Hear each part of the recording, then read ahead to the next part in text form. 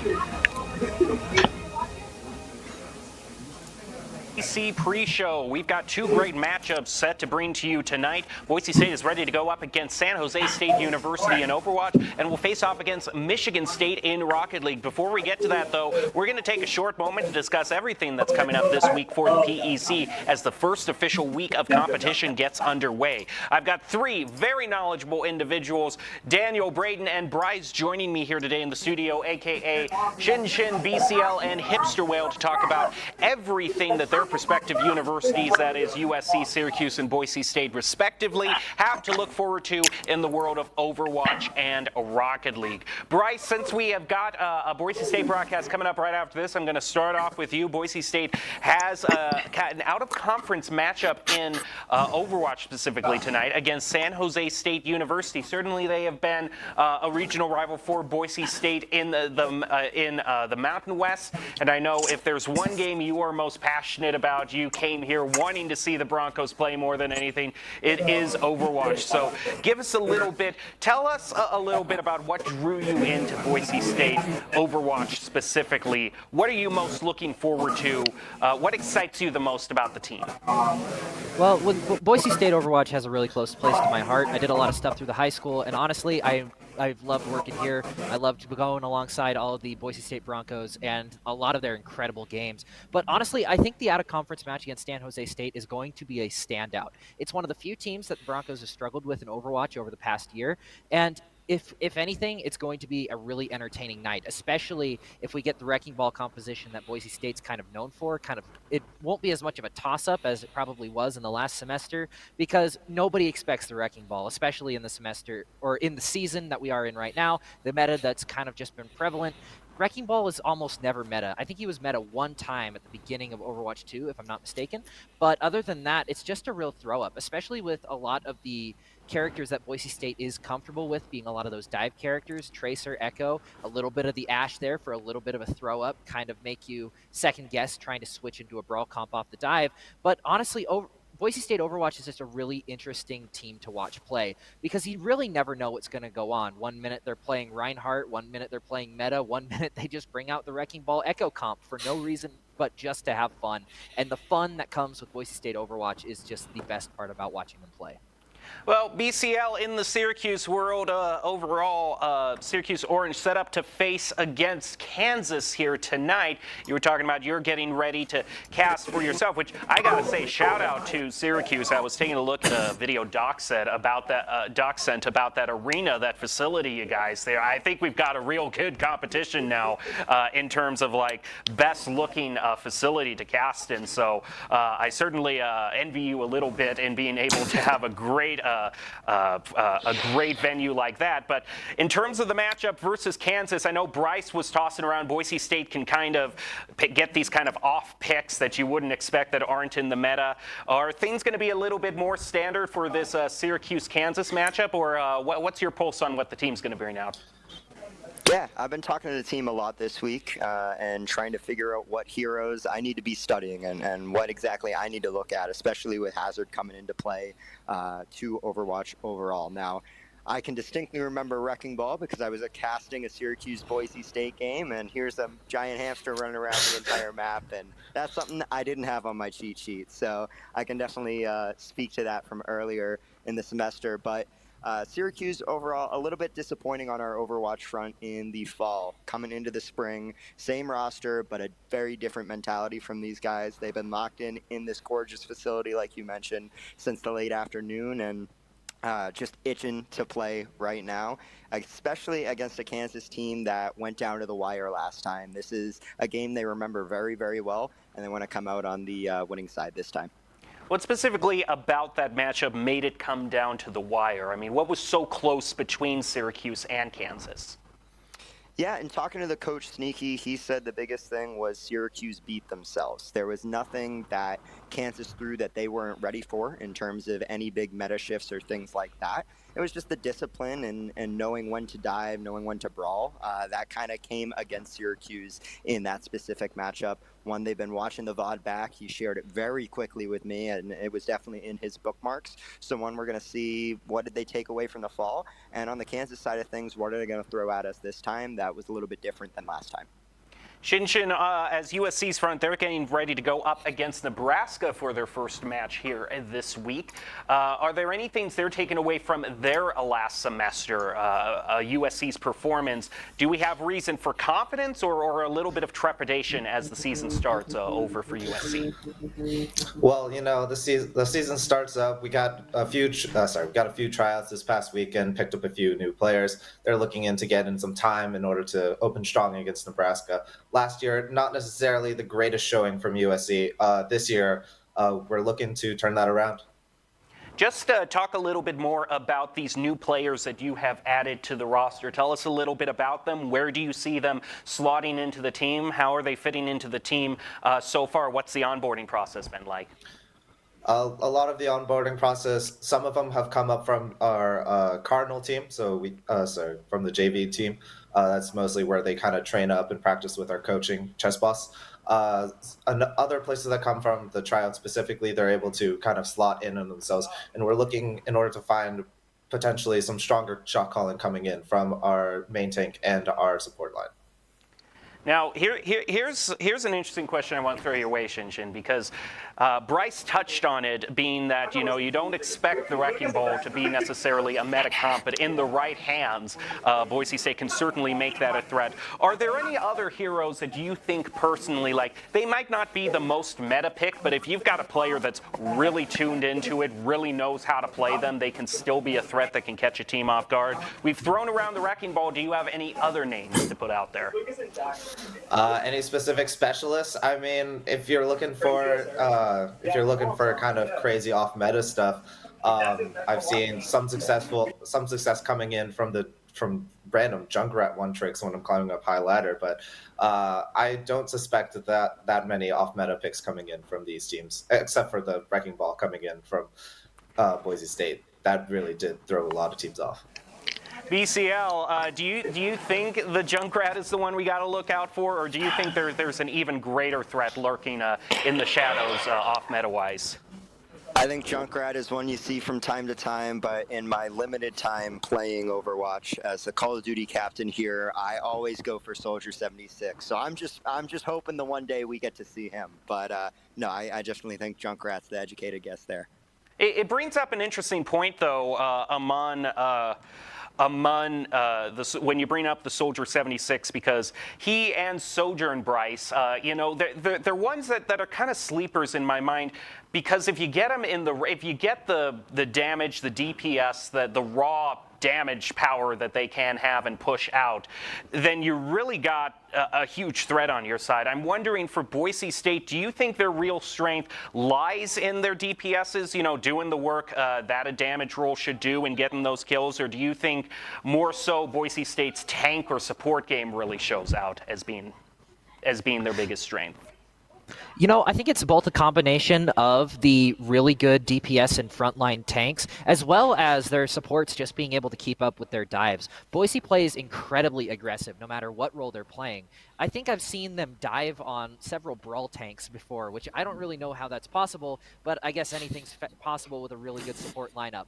And the ability of the supports to not only keep up, but sometimes even outpace their DPS and tank lineup means that Boise can really do whatever they want on the tank and DPS. And it's what allows them to get that ball rolling, get the steamroller started, if you know what I'm saying.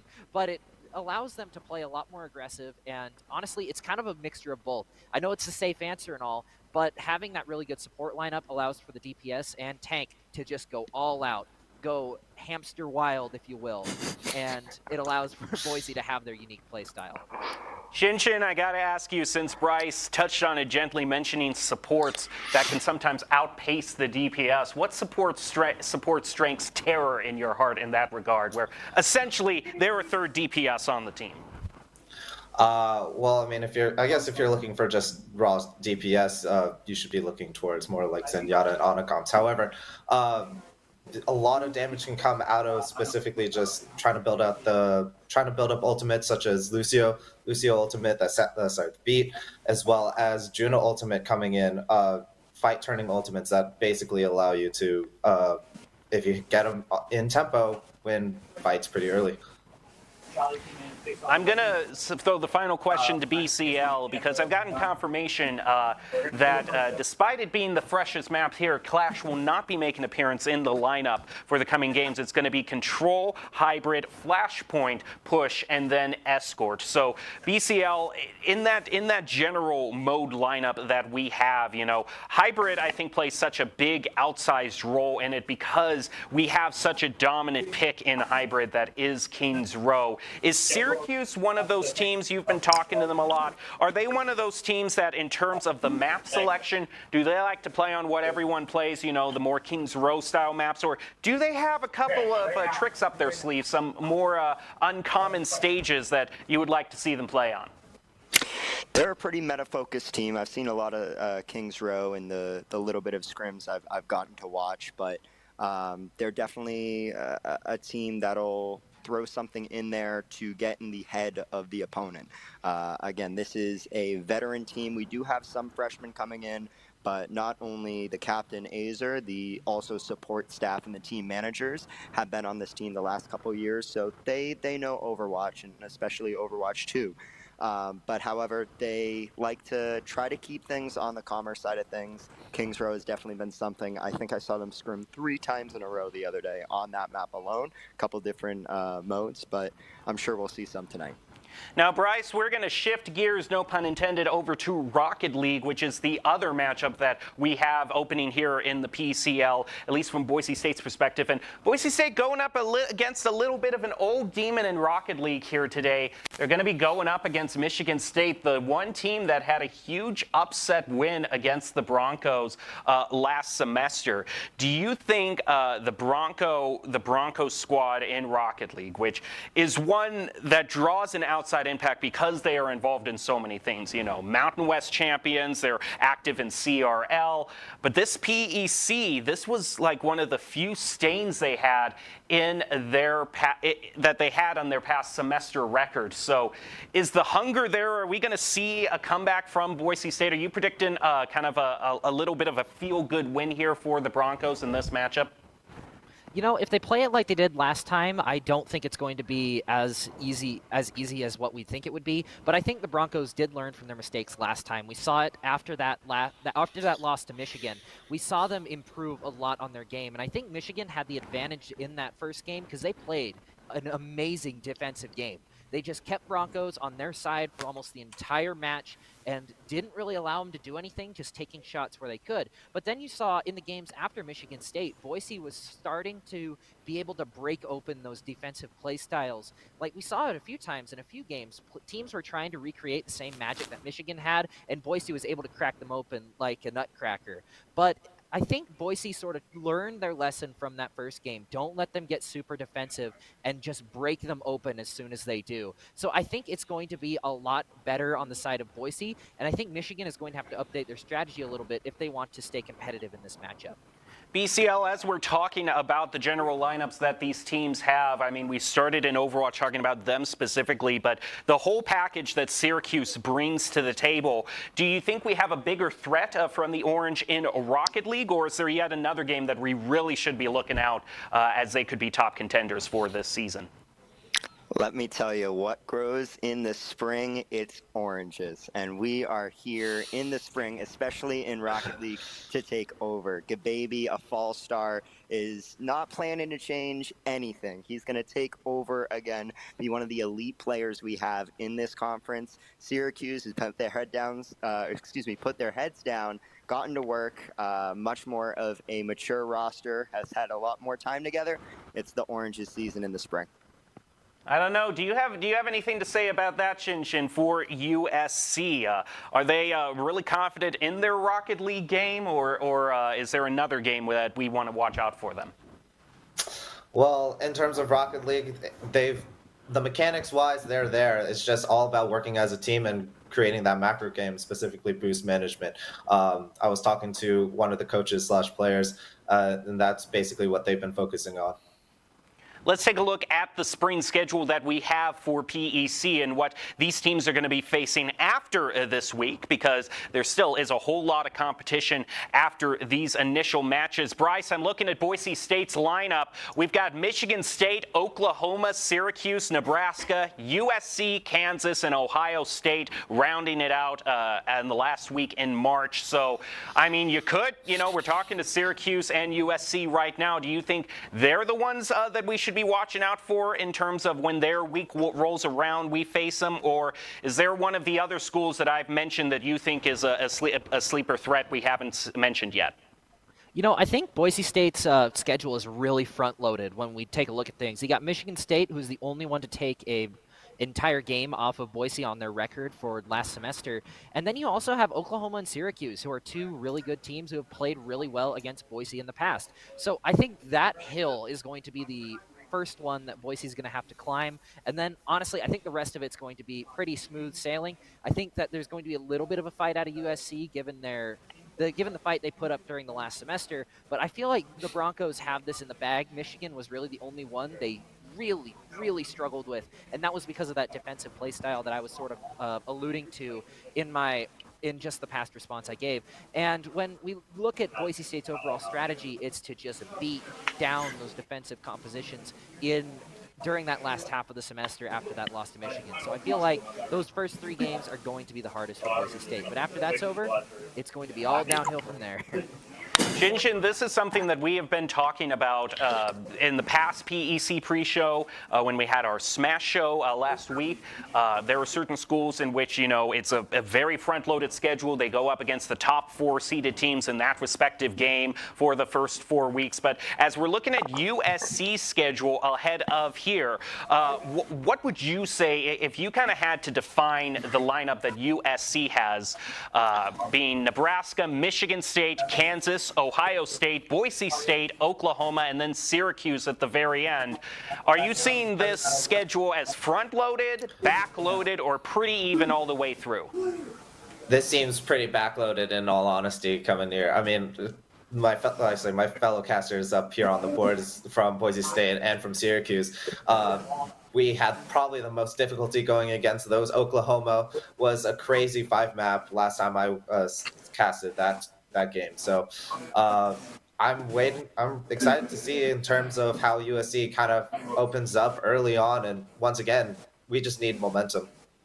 BCL, I can tell that you are at heart a hype man, wanting to hype people up, to root for the Orange, get excited for Syracuse. You've got the goal right now of selling any potential viewers of esports on one crucial matchup that Syracuse is facing in their schedule. As we take a look at what the Orange has coming up throughout the season, we have the Orange facing off against Kansas, Ohio State, Boise State, Oklahoma, Michigan State, Nebraska, and then USC at the very end. You got to hype up one as the one they cannot miss. What should they not miss? Well, if you're going to make me pick just one, I have circled on my cheat sheet right here, February 11th, Overwatch against Oklahoma. That is the biggest rival in all of our respective games. Those teams go back and forth, and it's going to be one you're not going to want to miss. All righty. Well, I'll get you all out on this for absolutely nothing except bragging rights, bonus points, brownie points, whatever you want to call it. If you just know it, just sound it out here, and whoever gets it, just gets special kudos. Specifically when we're talking about Ash and the ability that she uses to get a bit of altitude, her secondary firearm, what is the proper name for that ability? Shin, I saw. Coach Gun.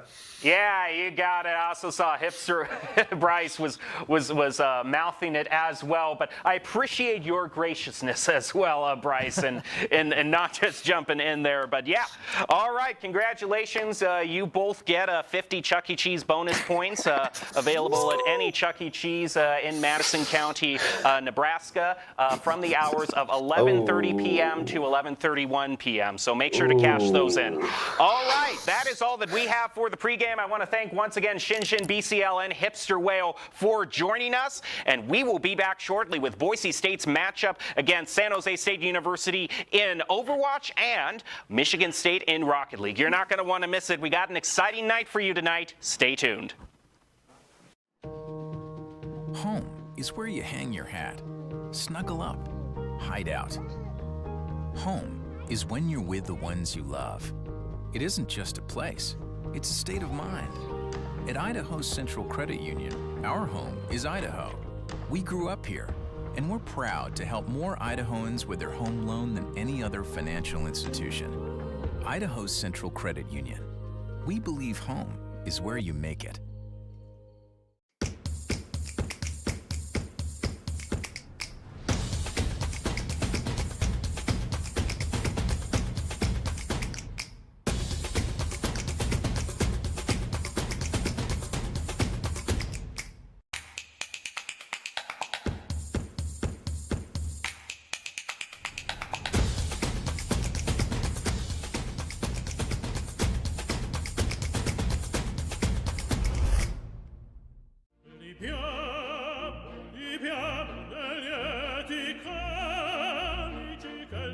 Life happens. Lucky for you, the new ICCU Central Plus checking account comes with benefits, including cell phone protection. Wait, through my ICCU checking account? That's right. Along with a whole lot of other benefits you might need. Because being human is a full-time job.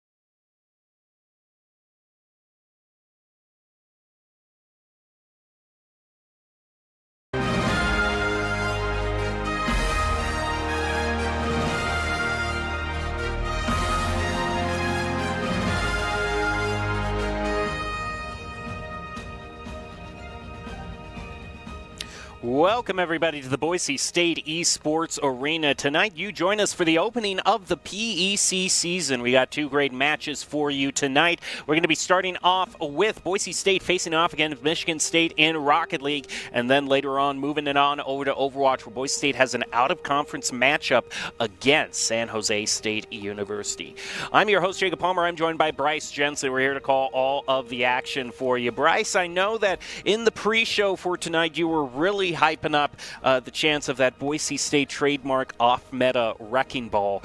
But we are going to have to get to that just a little later, because before Overwatch, we have Boise State facing an old demon in Rocket League, which is Michigan State, that one team that face off against. You were talking about you being one who witnessed that match.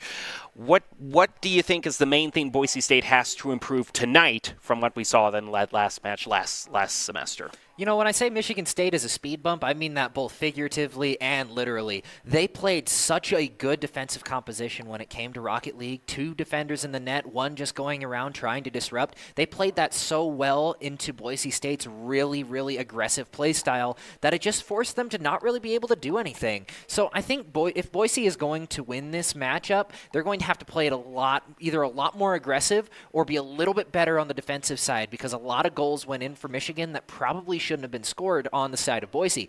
However, if they are able to get through that defense, I don't think Michigan is going to stand as much of a chance as they did that first time, because Boise, they know what they're going up against now, and they know how to crack open that walnut. Well, as you remember, as a reminder to everyone out there, PEC is one of the ways Boise State can punch a ticket to the CECC finals in Arlington, Texas. And one of the reasons the Broncos are going to be eager on returning there this year, of course, is that they went farther than they ever had last time, making it all the way to the grand finals, being runners-up for the entire tournament. You know they're going to be hungry to actually get the top spot this time. Oh, yeah, they got the taste of the championship title. They know what they're fighting for now, and I bet that's going to be a potion of vigor, just getting them right there once again, fighting even harder than they have all over through last semester. And I can attest, they fought really hard to get to that position, and I can't wait to see them back up on that stage again. Well, the journey of 1,000 miles begins with the first step, and that first step is going to be this Michigan State matchup here in the PEC Rocket League.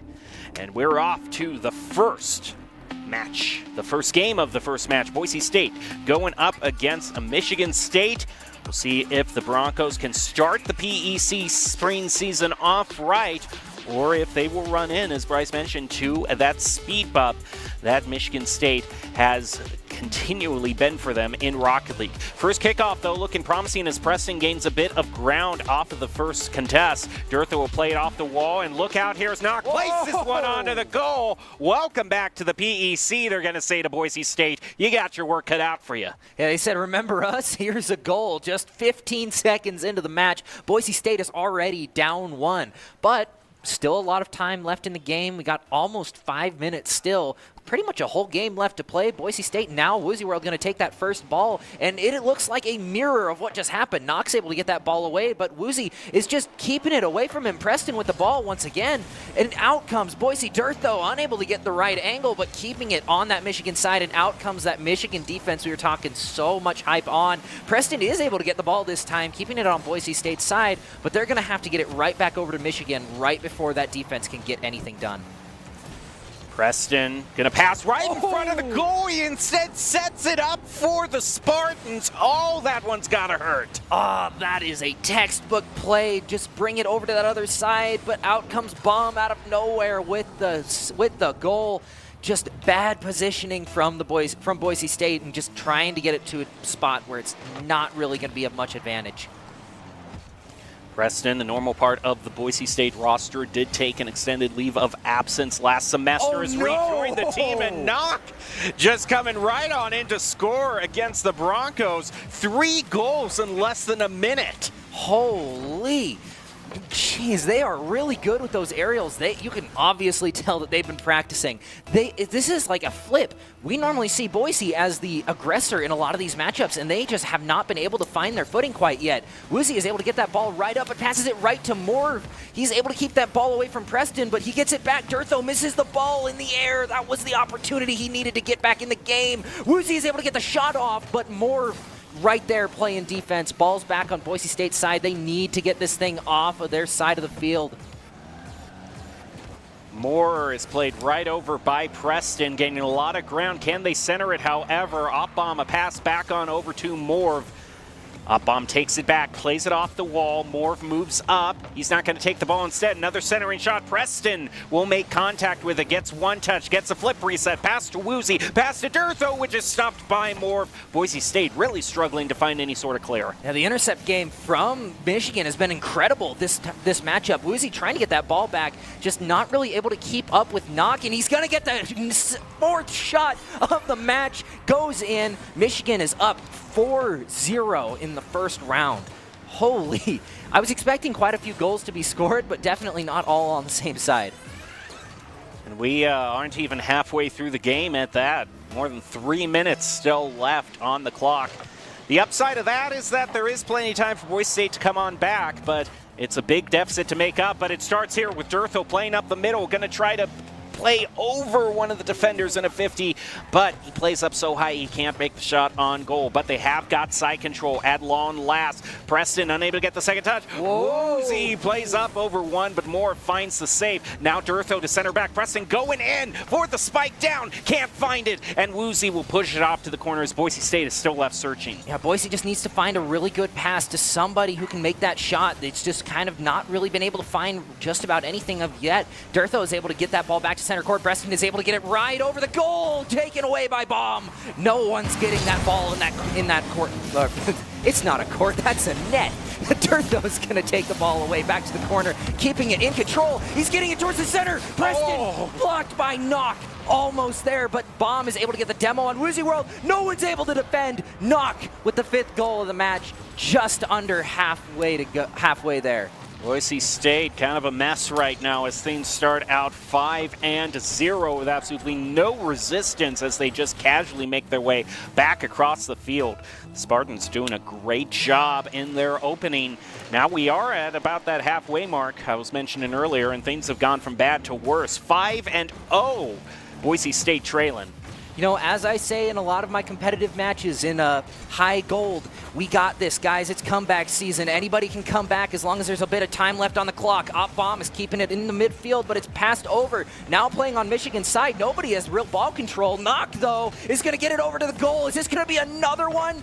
Oh, one more for Michigan State. Hopefully this isn't an omen of things to come later on in the Overwatch match, because although they are different schools, Michigan State and San Jose State University, they are also both the Spartans. So it could still be an all-Spartans night if this Rocket League match is anything to go off of. I don't know. Maybe. It might be that way, but Preston is able to finally get there. Boise State playing a little bit better defense now. Durtho's able to get that ball to center field, intercepted by Morv before anything could get done. But Preston is able to take that ball. Bomb is able to take it away, but that could have been their first goal of the match there. They just had to play that a little bit quicker.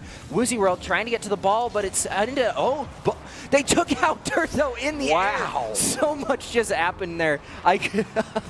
Just too much to even commentate over right there. Durtho gets exploded right there. Opbomb able to get that top and is able to bring it back into the goal. Boise State's going to have to figure out their defensive game here because they are all just going, and nobody's there to play a little bit of defense when it's needed most. Durtho, one touch, a pass over to Preston, off the wall. Doesn't go for the second touch. Instead, a little bit of a reflect off of Woozy. Durtho keeps the pressure on.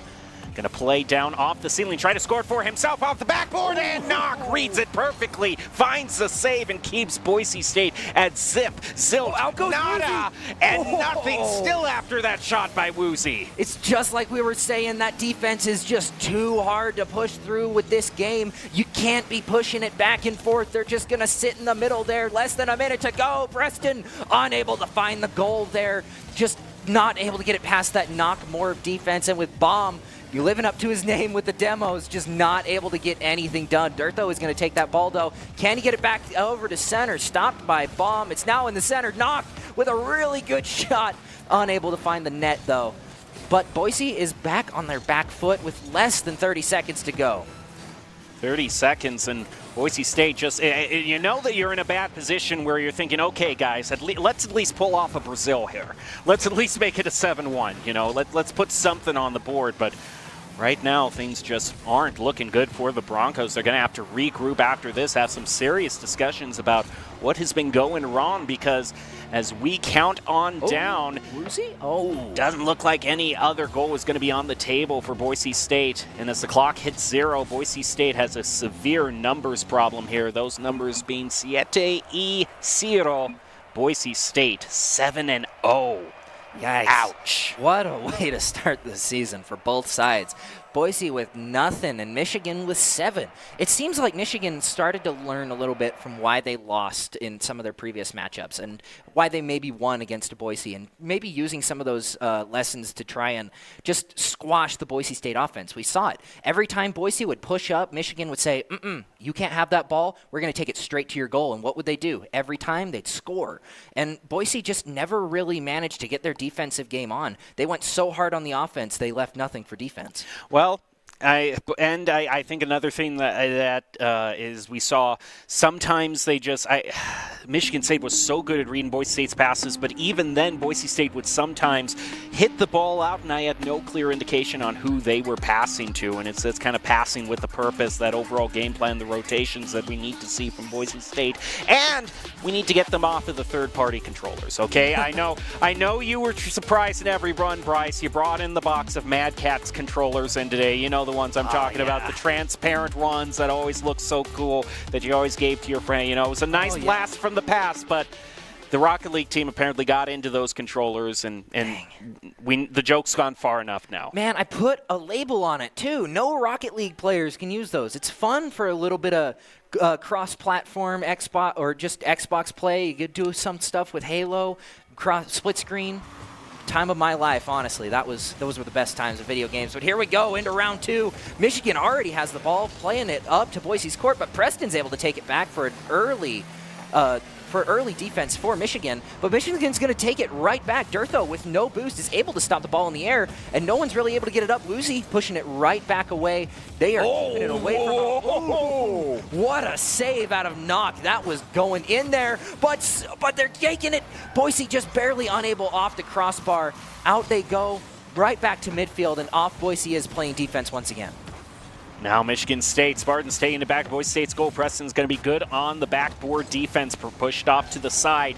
Dirtho with possession, tries to play it past Knock. Will be able to get it past him. Now goes up against his second, meeting more resistance there. As this ball is lobbed high up in the air. Morv with one touch pushes back past midfield. Now the ball is basically up for grabs for any team, as we're seeing a lot of fighting in midfield for possession and any sort of opening. Oh, and a nice deflect there off the backboard. Could have been dicey for Boise State, but luckily the Spartans will remain at 0. The game's still tied. Yeah, Woozy got that ball back, and Preston is going to be able to get that defense. Nice job, nice shot. Boise is going to be able to take it back to midfield. But can they get it to that goal before Michigan sets up? Looks like they've all set up in the goal in a trademark three goalies for Michigan. But now it's back on Boise's side. They are doing a lot better job at getting back onto the defense. Woozy is going to be able to take that ball right back into Michigan's corner. Dirtho is going to bring it off the wall right over to Woozy. Better passes already, I can see. You can see Boise knocking that maybe a little bit of rust off of their gameplay. A lot cleaner passes. Dirtho's up in the air, but it's blocked by Michigan. Playing a lot better offense, though, from what I can see. Nice stop in midfield as well, as they aren't able to play off the wall. Pass to Woozy in mid. Nice redirect, almost puts it on, and Boise State going in, but they can't find the final touch. Ooh, Woozy's going to be able to get that ball back, but it's blocked by the Spartans. Dirtho is going to take it to midfield. Morvu is just not able to get to it quite in time. Dirtho is able to take it to the goal, but nothing really comes out of it, but it is still firmly with Boise. Preston not able to find that goal there, but that was close. Closest goal we've seen all for this round so far, but Durtho is going to get demoed way early. Woozy is going to get the defense. No goals for Spartans, and Preston's going to take that ball right back over to the Michigan side. Is he going to get it? No! Knock playing defense is able to get that ball right away from that goal, right back to Boise's side. Woozy playing against Morv. Now has the flip reset, goes on in, and is blocked by 2 Spartans. Preston follows back up. Oh, is he going to get it? Oh, he pushes it in upper left. The Broncos take the lead. It took them around to do it, but they did get their first goal, and I can see them getting better from the last round. They were playing a lot of sloppy defense in the last one, but now you can see them doing a little bit better at passing that ball. And Michigan's been no slouch either. They've been blocking almost everything Boise's thrown at them. But now as we move in, we got a little bit of time left to go. Durtho is going to be getting that ball right past center, but Morv is going to be making sure it stays on Boise's side. Morv, one touch. Durtho takes it away from him. Knock on backfield. Woozy, nice shot toward, and a nice block by the Spartans. And Boise State find a good follow-up demo onto Morv. Knock will take possession after. Block. Now the air dribble starting. Durtho put it in, and he'll just run out of steam right at the front post. Just barely running out of steam right at the finish line. Luckily, Preston's there to get that block off on the defense. Durtho's going to take it up in the air. Up bomb, though, with the full boost, is able to keep it disrupting.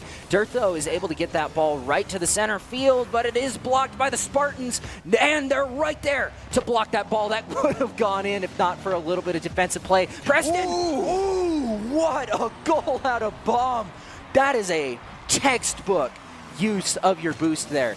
Preston is able to get it to the center field, but Op Bomb is just able to get there in time with the boost and is able to steal that ball right away. Man, they are doing a really good job at intercepting the passes from Boise State. Tied at 1-1 now. And with 1 minute to go, Boise State ready to move in. Pass to midfield. Preston flies right over him. Yeah, not much you can do without that boost, though. Durtho, though, with full boost, is able to get to the ball right in the center. Woozy is able to take it to midfield. Bomb is going to intercept it, though, keeping it in that corner. Preston's able to get it to that center. No one's able to capitalize on it. Michigan's taking it over, but Preston with the save, able to keep it away from their goal. Playing a lot better defense now.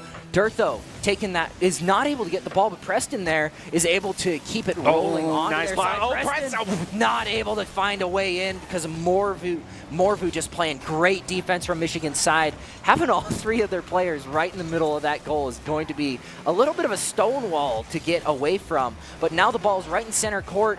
10 seconds left to go. Boise needs to find a goal, or Michigan needs to find a goal in order to close out this round. That was a closey. What a shot from Knock, but here we go into the first overtime of PEC.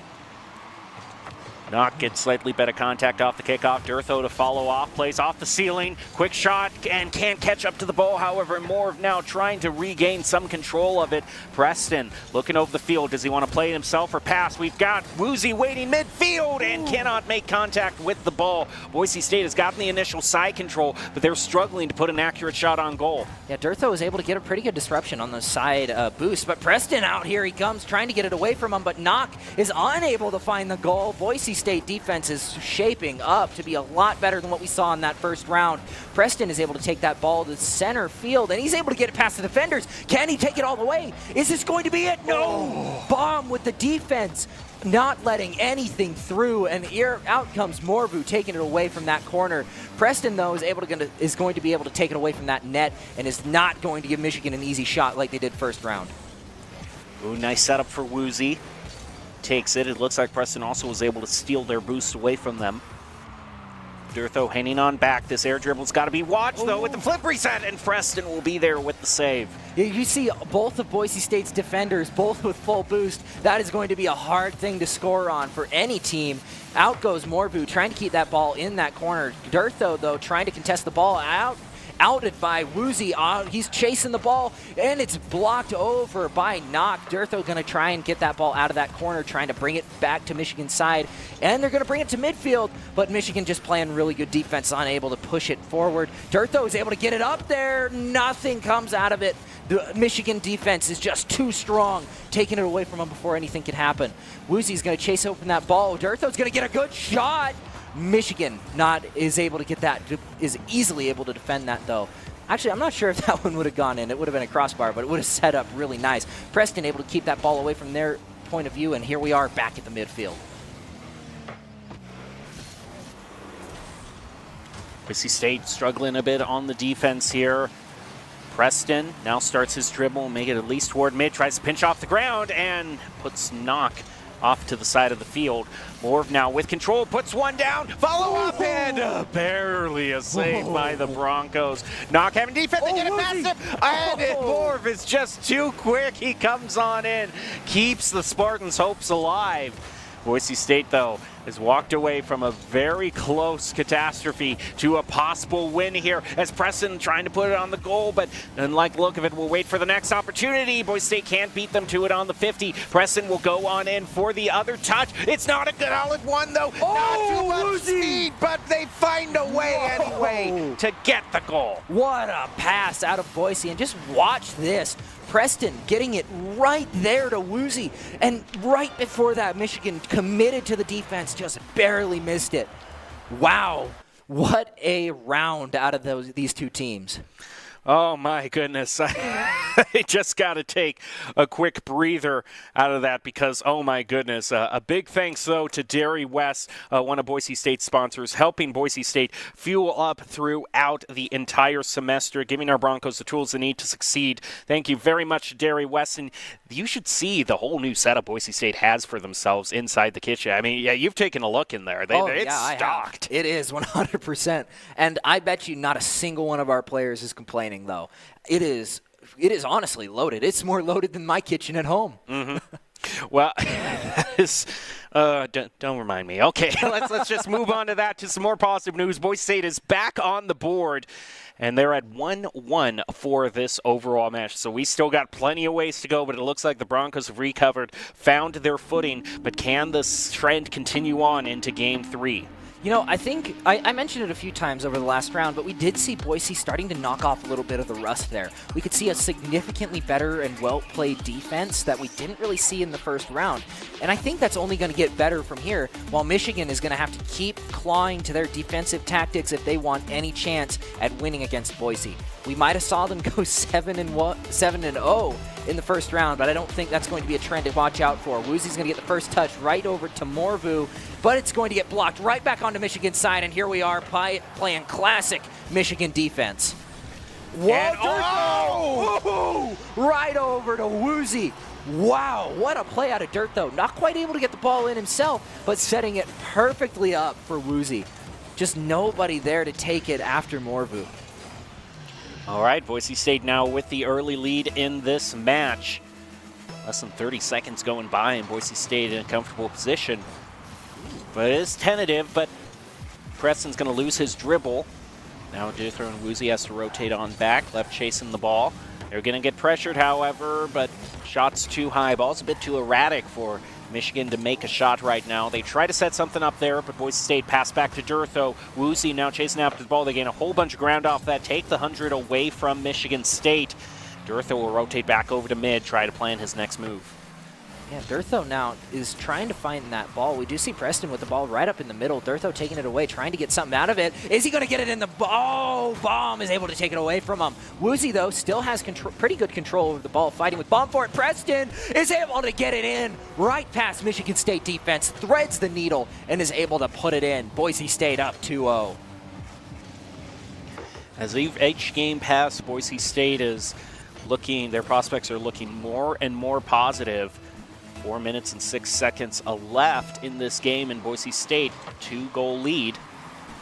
Knock now, moving forward. Pass, not going to find it. Woozy, Durtho will take it, plays it under one. That's great, quick move, nice fake out. Morv will be credited with the save, pass it back to mid. Yeah, Preston's able to get that ball right in the corner, threatening Morv for control, but he's able to take it away from two defenders. Durtho and Baum are both going for it. Both of them miss it, though. Morv is going to take that ball straight to the goal, but nothing comes out of it. Woozy has taken that ball and Dearth passing it straight to Dirtho, but it is still in that corner. Knock with the shot, but blocked by Preston. What a defensive play out of him. Dirtho and Woozy both bringing the ball up, but stopped by Morv and Bomb. Those two are definitely the threats to watch out for, and whenever they get demoed, you can definitely see it. Out goes Knock right towards the center. Is he going to be able to set up a shot? No. Boise are going to bring it right back to the midfield. Woozy, oh, looks like he was trying to set something up, but nice block by Michigan State. Puts a dent in his plans. Knock with a great dribble going. Can't push it all the way to the goal, however. Steals Boise State's boost. Little deflect there, pass to Preston. Oh, it's aimed right on the goal, and Knock will be there again with the save. What a save out of Knock. It seems like he's just staying in that goal line, so that way nothing gets through. Out goes Preston trying to intercept the ball. He does get it up in the air, but Dirtho's going to have to bring it right back. Dirtho unable to defend the goal, though. Woozy just barely out of place. Bomb is able to get a really good shot onto goal. Boise State is still up 2-1.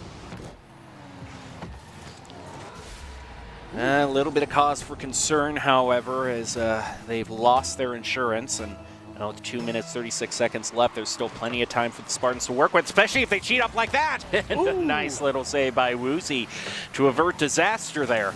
Yeah, but he did trade that for his life, which means it's going to be a little bit harder to play defense, but he's back just in time to stop that goal. Dirtho is going to take it away right over to Michigan's side for the first time in what seems like a minute. Preston's able to take that ball right into that corner. Is anyone going to be able to capitalize? No. Morv is going to take that ball over. Can it be blocked by Dirtho? Yes, it is. Right back to that corner where they've been playing what seems like the whole game. Preston's bringing it right back to midfield, right over to Dirtho. Can he get this ball in? It's going, Woozy. Just barely not able to get to it, but Preston's going to be able to keep it on that Michigan side. Left chasing after it over the side. Ooh, Woozy is able to get that ball, is trying to get that ball away from Knock, but nothing's really coming out of it. Dirtho and Woozy both working together, getting that ball out of that corner, but right as it's at the midfield, Preston's going to be able to take it right back over to Michigan. Morv is going to get that hit right before bringing it right back to Boise's side, but Preston, is he going to be there to get it? Yes, he is. He's going to bring it right back to Bomb, who's going to thread it right under. Dirtho, pass to Woozy, pass gets away from him. They do still gain a bit of ground off it. Preston to block in mid. Now gets the second touch, goes for lip reset off ceiling. And a little bit of a sly save by Bomb. Yeah, Woozy comes in for the follow-up. Right off a knock. 1 minute left. Boise State leading 1 goal. One goal in the lead. Can they bring it back to 2? Dirtho with the pass, unable to find anything out of Preston, but it's still on Michigan's side. They do have a shot to bring this back up, get their insurance back on the menu. Dirtho bringing it right up, but blocked by the Spartans with their just excellent defensive play. Out goes Knock, and Morv not able to find anything. Boise's defense just too strong. Knock is able to get Woozy demoed, but can they find a goal off this advantage? Woozy's back, right back in the corner where they started and where they've spent the majority of this game. Bomb and Morv trying to get it back onto their side. Dirtho is able to take it back to midfield. Knock trying to find another shot on goal, blocked by Preston. Everything's being blocked, and out goes Morv. Preston with the demo. Woozy trying to keep it away. 7 seconds left on the clock. Boise just has to keep it away from the Spartans for another 3, 2. Now they gotta get it grounded. Woozy trying for another goal here. Bomb keeping it up in the air, trying to get it to Knock. Dirtho getting it grounded, and Boise takes round 2. Certainly seems like Michigan State hasn't let up in how tough opponent they are, but Boise State, after the first game, have risen to the occasion and managed to put 2 on the board now for this match. Onkos versus Spartans. Well, we do seem to be on a path to recovery, but it's a very narrow path as Boise State hasn't been able to win a game by more than 1 goal. Just kind of really, I think, proven that this is the type of gameplay we got to expect going on in this match, and that 7-0 at the beginning seems more now like a fluke rather than anything. Yeah, pre-show jitters. I mean, it can happen to the best of us, especially it especially could happen to our players. It could happen to Michigan's players. It could happen to just about anybody. But now that rust is sort of getting shook off, everybody's starting to get into their flow, I think we're going to see some of the best matches of PEC Overwatch. All right, here we go. Boise State versus Michigan State. Broncos versus Spartans as we head into Game 4 of this match. Boise State now up 1 game. And if they can continue on the performance that they've had, they will be getting what is arguably their toughest opponent out of the way first in the PEC, setting themselves up for a possible undefeated season.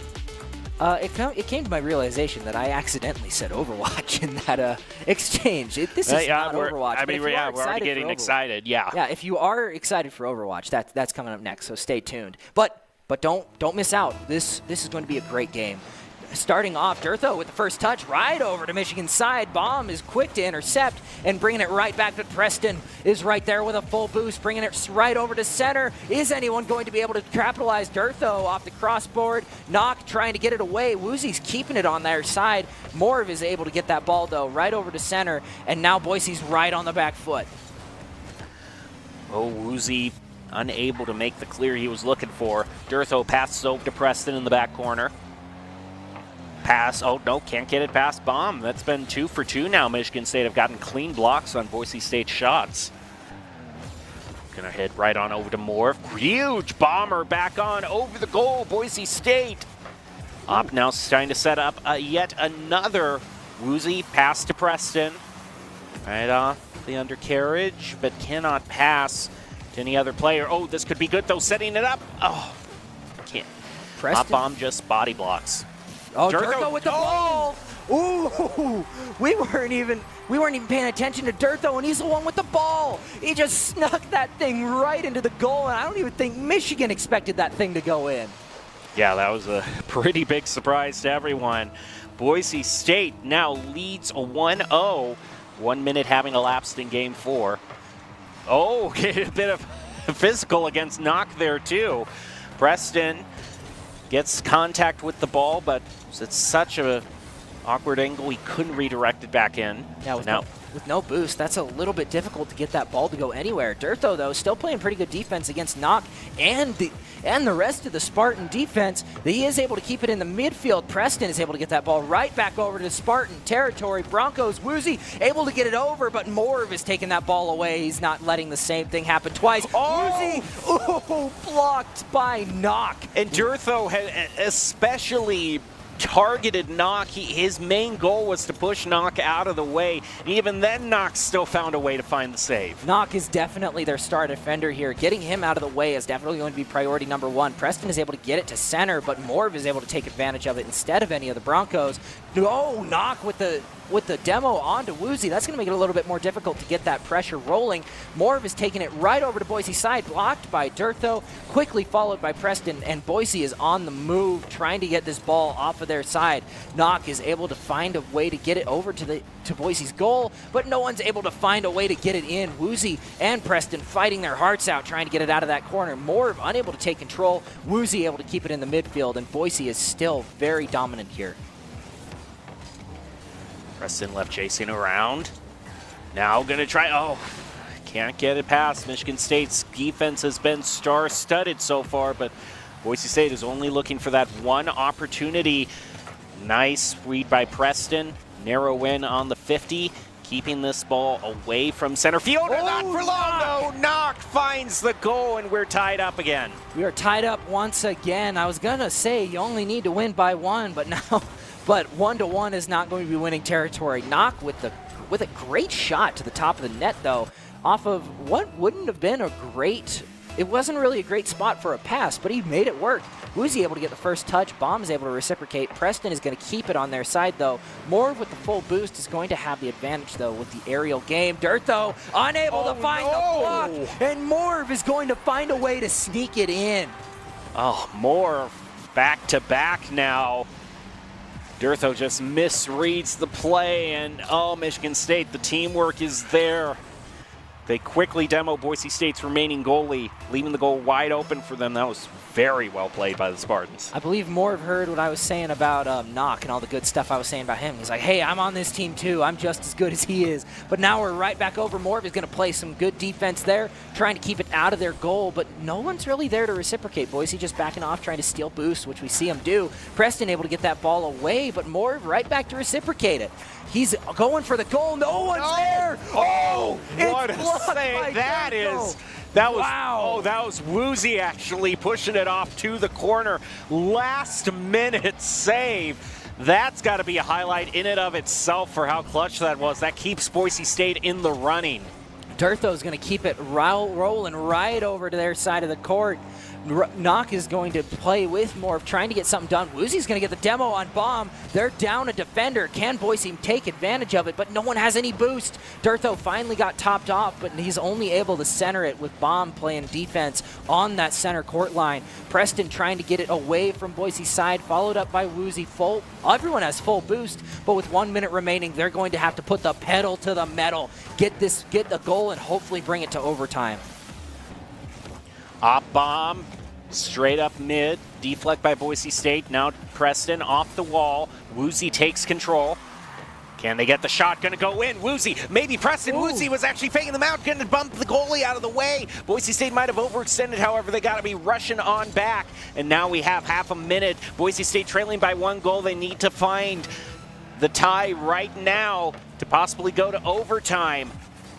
Try to keep their hopes of victory alive, but time is quickly becoming a luxury they can't afford. Ooh, especially with a demo on Preston. 2 demos, but a demo on Knock just to sweeten the deal. These guys are playing great defense. Preston able to with the ball. 8 seconds left to go. They need to find something here because they cannot rely on that ball being up in overtime with their defense. 1 second left. We are on the cusp of a Michigan win. Woozy able to keep it in the air, but this round goes to Michigan. Michigan State now getting the win, tying things all up in this match 2 apiece. Even though Boise State had the overall shots on goal there, they had a little bit more offensive pressure, but Michigan State just hung on in there. Oh boy, now Boise State, it seems like it's been either 1 or 2 goals, and the main deciding factor has been how good is the defense for Boise State, and just a little bit of mid-game wobbliness really bites them. Yeah, especially because these Michigan defenders are not going to hesitate even for a second. We saw it so many times. Every time they'd make a pass that was maybe just a little bit off kilter, maybe not where they wanted it to go, Michigan was right there to intercept. Every single time Boise made a bad pass, Michigan was there to punish. And if Boise wants to win this next round, they're going to have to figure out a way to pass a little bit better and make sure Michigan can't read them as well. But here we go into round 5, the final round of this first match of PEC. And if this match is a show of what's to come, especially for the rest of this semester, I think we're going to be in for some excellent Rocket League.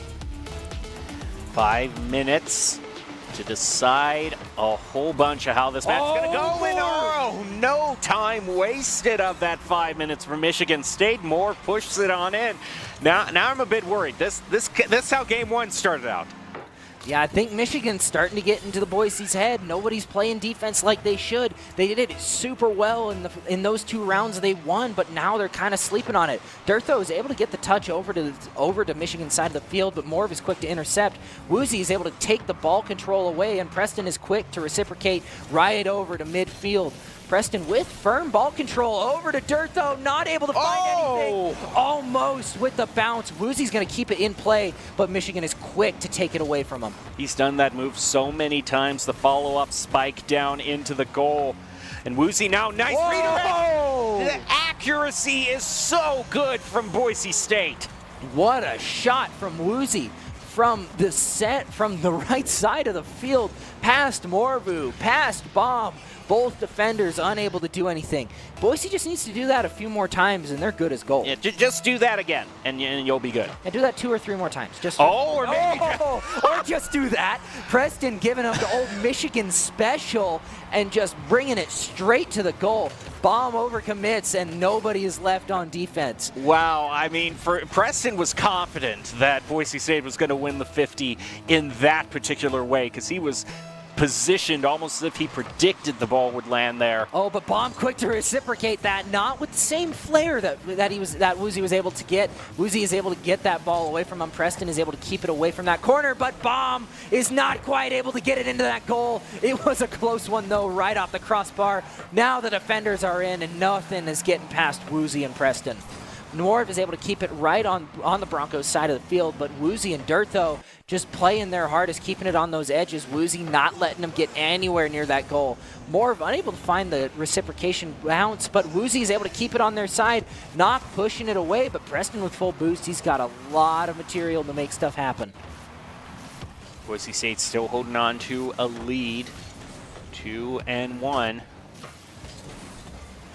Right now they're going to have to play a bit of defense as Michigan State pushes up against them. Dirtho in his own corner is able to shimmy it around one. We'll see if he can do it with another. Nope, cannot fake out Bomb.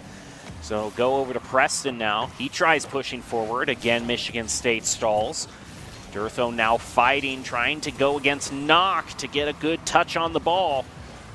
Woozy now comes in with one touch, ball grounded. Preston tries to make a shot off it, but again, instantly blocked by the Spartans. Yeah, nobody had any boost just to follow up on anything, but Dirtho with full is going to take full advantage of Michigan, but 2 defenders in the goal once again. It's like I keep saying, it's like they just permanently put 2 in the goal once they're up 1.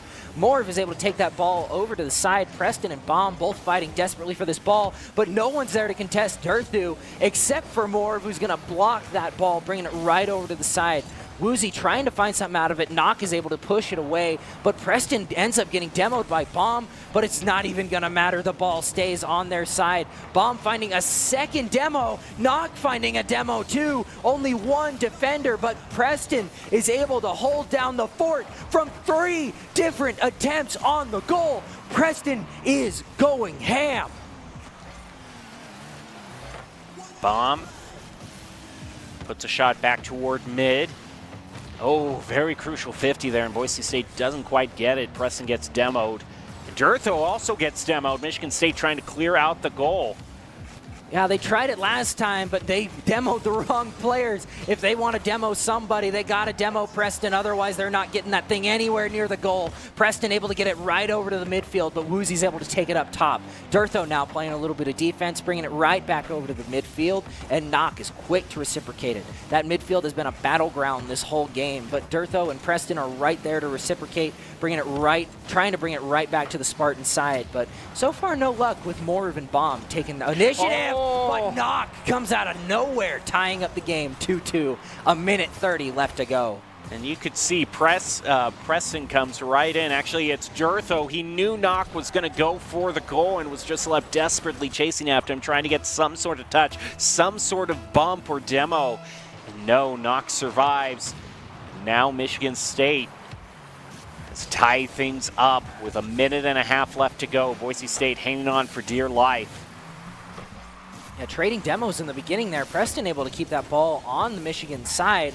And these guys just need to find some way to get a good goal, but Knock is able to take it uncontested, but he misses.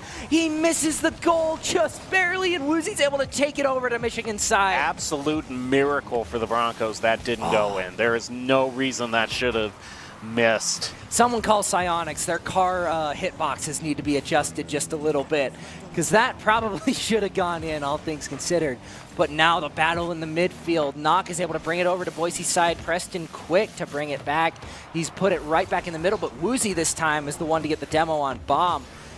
Woozy is able to take it up to midfield. Dirtho trying to get something done, but nothing, because Morv is just right there to block any advances. Dirtho unable to find that ball and get it to the center field, but Knock passing it up to Bomb, and he's taking it to Spartan's side. Nothing comes out of it, though. 30 seconds left now. Off to the side, Dirtho Oh boy, unless Boise State can get a goal here, they will be heading on into overtime. A lot of ground given up on this though. Preston now moving on in. Can he follow up his own shot? Knock will block. Woozy now trying to stop the clear, but more, he sees blood, but he does not get the touch he wanted. Boise State maybe one more chance here to score. Durtho moves in, and if this ball's grounded, we will move on over to overtime, and it will. All right. This is a very crucial overtime to decide Game 5. Now Woozy with the first touch, but quickly topped off by Knock. Durtho is going to be able to play a little bit defense here, trying to get that ball right over to Spartan's side, and he is stopped by Bomb. What defense out of this guy. He's been taking that ball just away from Durtho this whole time, but Morv is also taken away from Preston. Can Preston? Nah, he just can barely not get to it. But Durtho right towards him. Can he get that ball in?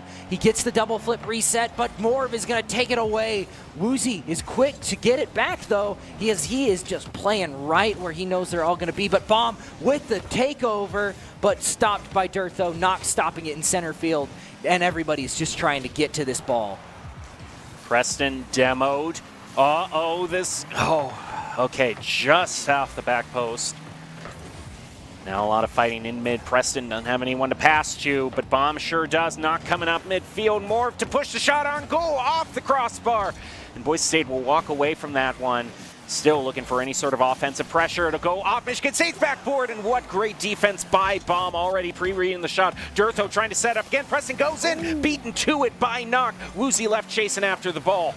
Yeah, not able to get that boost, though. Preston is able to find a way to get that ball over with some help from Durtho. Woozy trying to set up for a shot from Durtho. Can he get this in?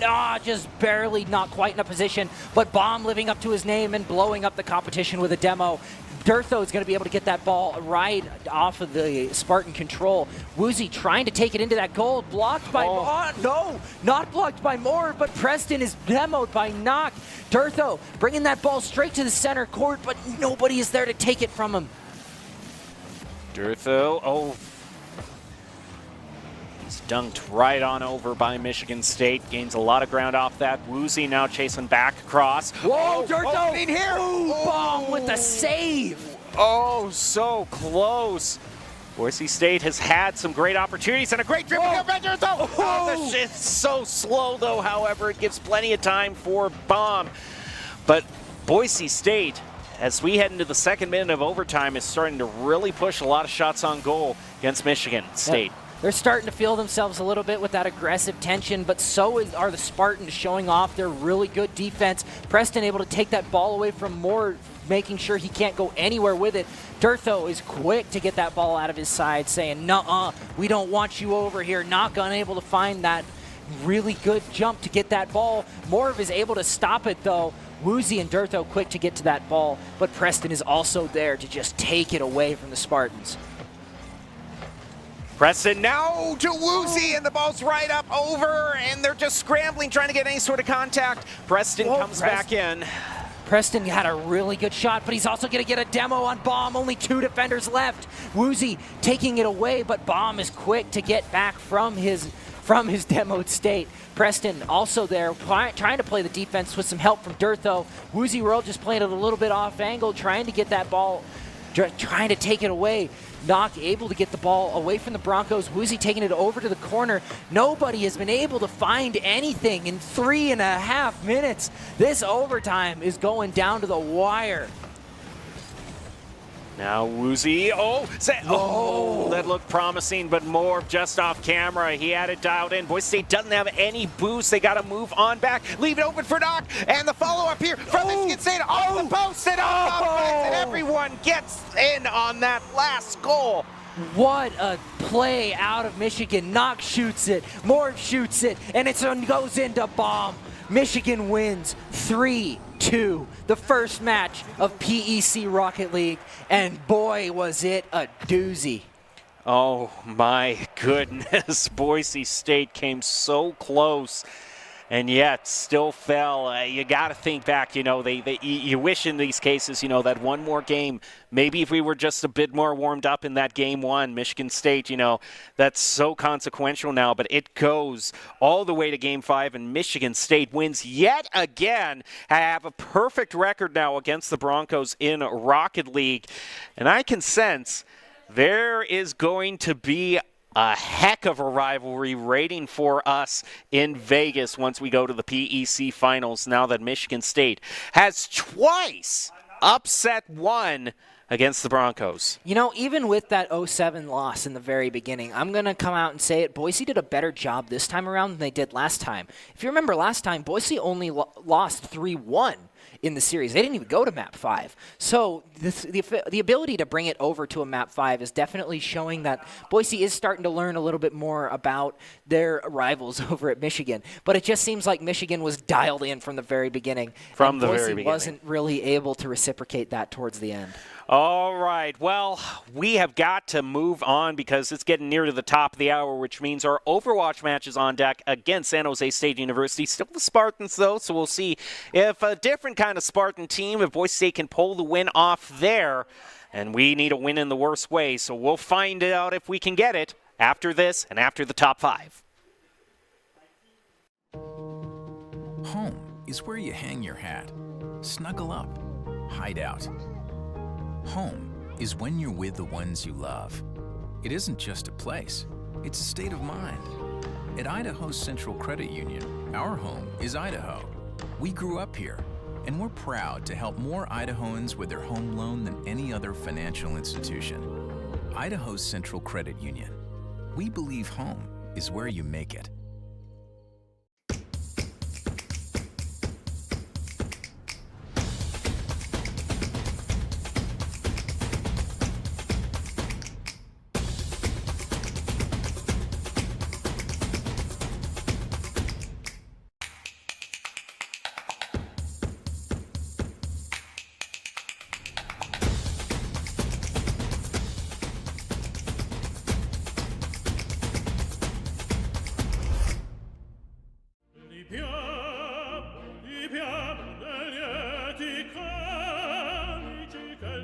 Life happens.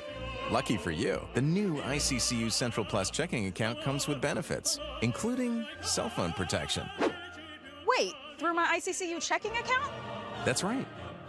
Along with a whole lot of other benefits you might need. Because being human is a full-time job.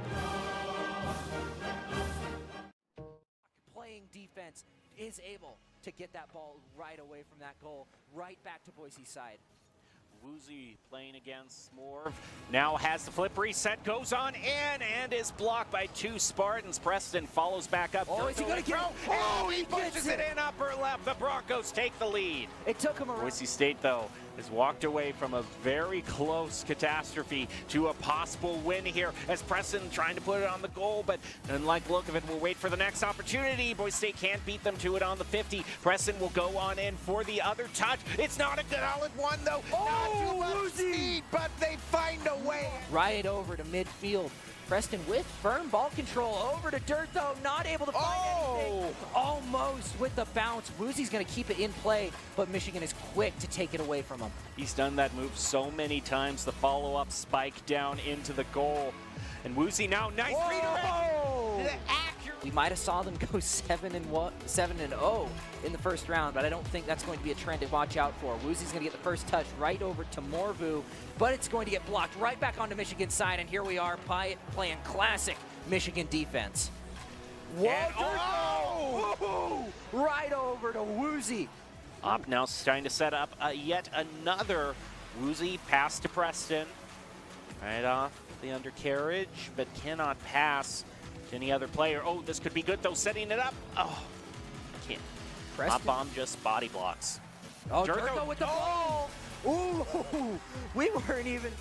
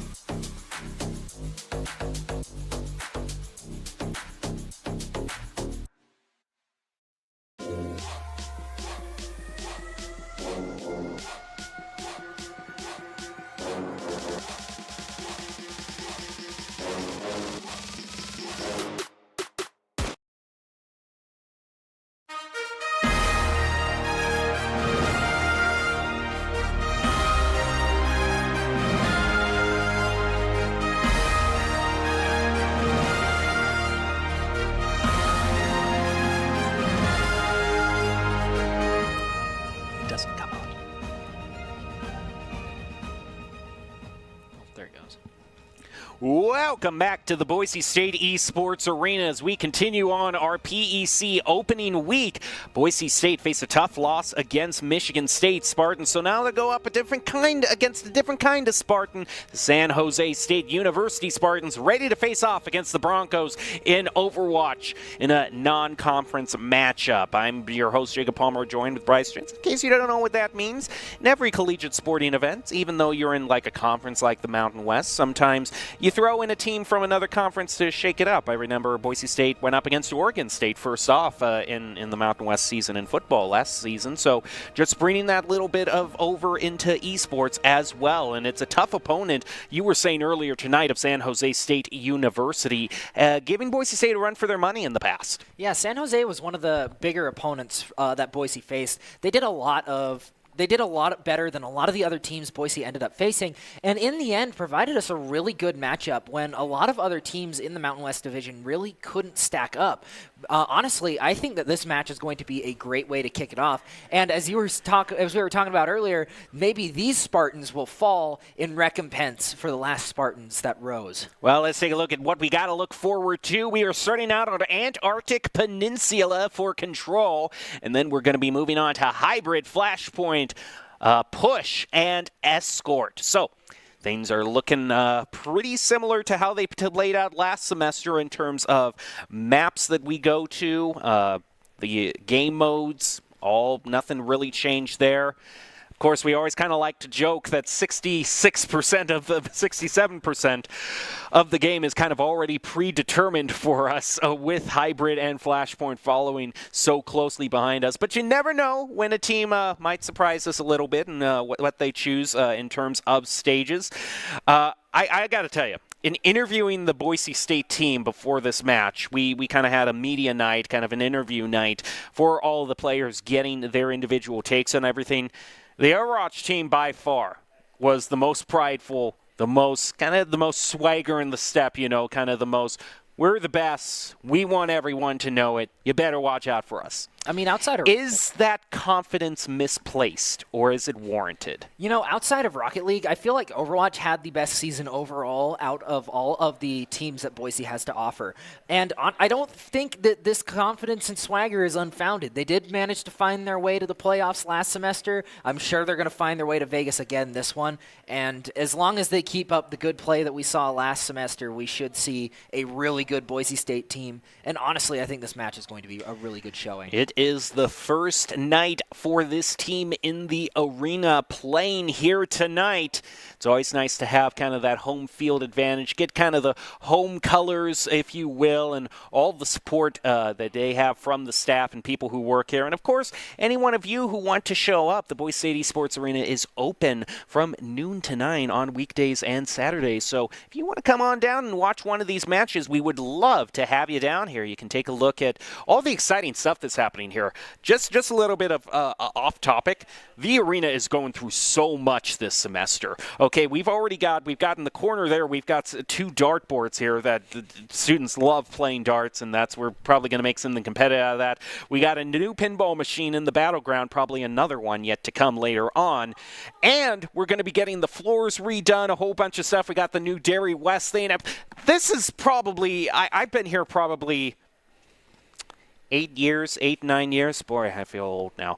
But anyway, with the exception of, I think, the initial time we moved in, or maybe we redid the arena, I have never felt this much excitement for everything that's going on here at the arena. There's a lot of cool stuff this semester. Yeah, walking in for the first time this morning, it was definitely a big shakeup, but not as big of a shakeup as this is going to be moving into Map 1 on Icebreaker, starting this off strong. All right, off we go. Icebreaker being one of the 3 stages we could see. Icebreaker Labs or Sub-Level. Which one will the Broncos bring out, or hopefully that they can bring out? They have shown themselves to be adept at a variety of compositions, but Brawl has usually been their bread and butter. Right now, though, we'll be starting out on Labs.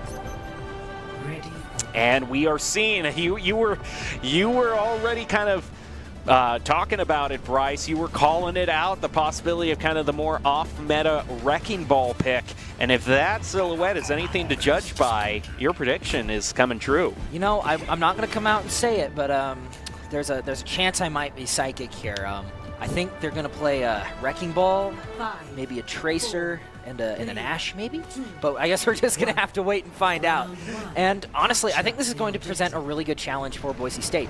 A lot of the Antarctic Peninsula maps are not really suited to Wrecking Ball, but we have seen time and time again on the Wrecking Ball how good they are. And I was so wrong on the DPS picks out of Boise State. Well, I mean, the Wrecking Ball in and of itself, that's something, you called it out, so I'll still give you credit for that. But off of a Symmetra teleport early on, San Jose State University has gotten to the point first, and they've been able to claim a bit of high ground. But Lyric gets a huge pick onto Tybee, taking out the tank for the Spartans. Boise State now making their presence known, moving in, taking the high ground. This Juno's trying to hang on, gets the health pack, but back down to 66%. Strider moves on over with the Wrecking Ball, takes him out. Boise State, in their first team fight, will take the point here on Antarctic Peninsula. Hamster do as hamster does. Lyric with the quick cleanup on Apollo with that punch. Diamond Dog playing the Cassidy. We don't usually see a lot of Cassidy here in this current meta, but I guess in the right hands, he is a powerhouse, especially with that ability lockdown, making sure that a Lucio or a Genji has no way of getting out of any tricky situation they may be in. The core of Boise State playing on the high ground here, doing a pretty good job at it, but here we see Strider in the back line just causing havoc here. Genji, Nova Swift almost dying here, but is able to back off and get the healing he needs. He was so far into the Spartans' territory there. Yeah, rolling around, taking their own health packs. Out goes Strider, and the Juno is put in a precarious situation. Nova is able to get the kill on Daydream, which is huge. Tybite also able to get Hex. Boise does not have any supports here. Tybite is doing work here, trying to clear out all the mines. Strider is still able to hold on with some help. Oh, but with a pin, Lyric is able to take out Tybite. by. Boise is able to hold on to this point, 56 and counting, and out comes the core of Boise, and no more chance for SJSU to take that point. Yeah, talk about making the best of a bad situation. They don't have their supports, they don't have any healing, but Strider knows exactly what he can do to buy his team some time. That minefield definitely buying Boise State the precious few seconds they needed to go up to 80%, now about to pass 75%, almost 80. This is going to be the last team fight to decide it all here for this first control map. Some satellite shenanigans revealed, and Nova Swift and Tide almost died, but hindered comes out to save the day from Apollo. The ults are heavily favoring SJSU here, but Boise does have quite a few to reciprocate with here. The Spartans really need to find something to use. Out comes the beat from myself and Lyric with the Molten Core. All the ultimates are coming out. Apollo finds Daydream. Lyric finds I Love Myself on the Lucio. Apollo also falling, and out comes Lyric with the kill on to Reinhardt.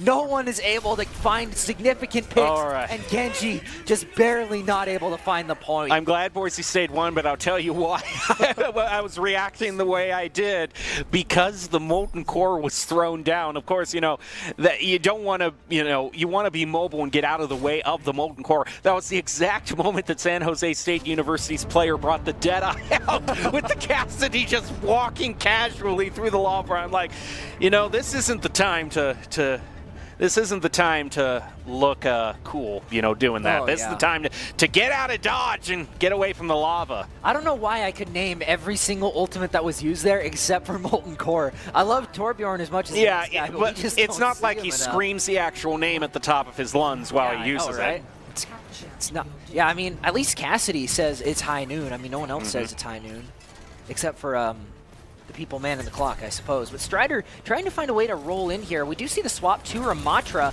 and a little bit more of a sustainable backline with the Brig on a play. No one's really been able to find a way to get up, but the turret is still putting in a little bit of work preventing that rotation. Yeah, Ramatra can definitely be a tricky tank to take out. Nice sleep dart going to hit Strider. Doesn't make too much of an impact. Strider moves on to the point, starts contesting it for Boise State, moves right on in, has his sights set on the back line, but everyone's turned around and he has to take a little bit of a reprieve. Now trying to move in the back line again, gets a nice hit against the tank, moves on in, is going after those healers, but right now Tybee is going up against Boise State, pushing them down. Lyric down below half health, managed to hang on. Both teams are trying to kind of dive on into the enemy's backline, but we got we do have the first one, and it's on the Spartan side as Lyric is taken out, and SJSU will get the first point off of that engagement. Yeah, honestly, what SJSU needs to do is take those fights where it takes them a long time. Strider was getting quite a few of the Spartan players really, really low. We saw Apollo almost dead quite a few times, but they were just able to sustain themselves long enough for them to find a kill onto the Broncos, and they're going to need to try and find a way to do that again. Strider just looking for an engage, but they're playing so close together. Wrecking Ball is going to be really hard to make work here. Oh, and he gets hit with the biotic grenade as well. He has to duck on out, hold his attack back. Oh, and what great placement as well by Tybee. He called that out and just places the Ravenous Vortex down. Oh my. I think Boise State, I think the Wrecking Ball might have been a nice surprise early on, but San Jose State University has adapted beautifully to it. Yeah, but now looking at ults, San Jose has the clear ult advantage. Only two of them don't have their ults up, but Boise State is also right there with them. Hex and Diamond Dog being the only ones without ult. Out comes Ravenous Vortex, killing Lyric and Daydream with some help from Nova Swift, finding another kill on Diamond Dog. That was massive value. Out pops the rally from Brig, but Rally and Nano both used in that fight as well as the Ravenous Vortex, with only Minefield traded from Strider. And what a great job by Tybee taking the fight in such an enclosed space where that Annihilation is going to hit as many people as possible.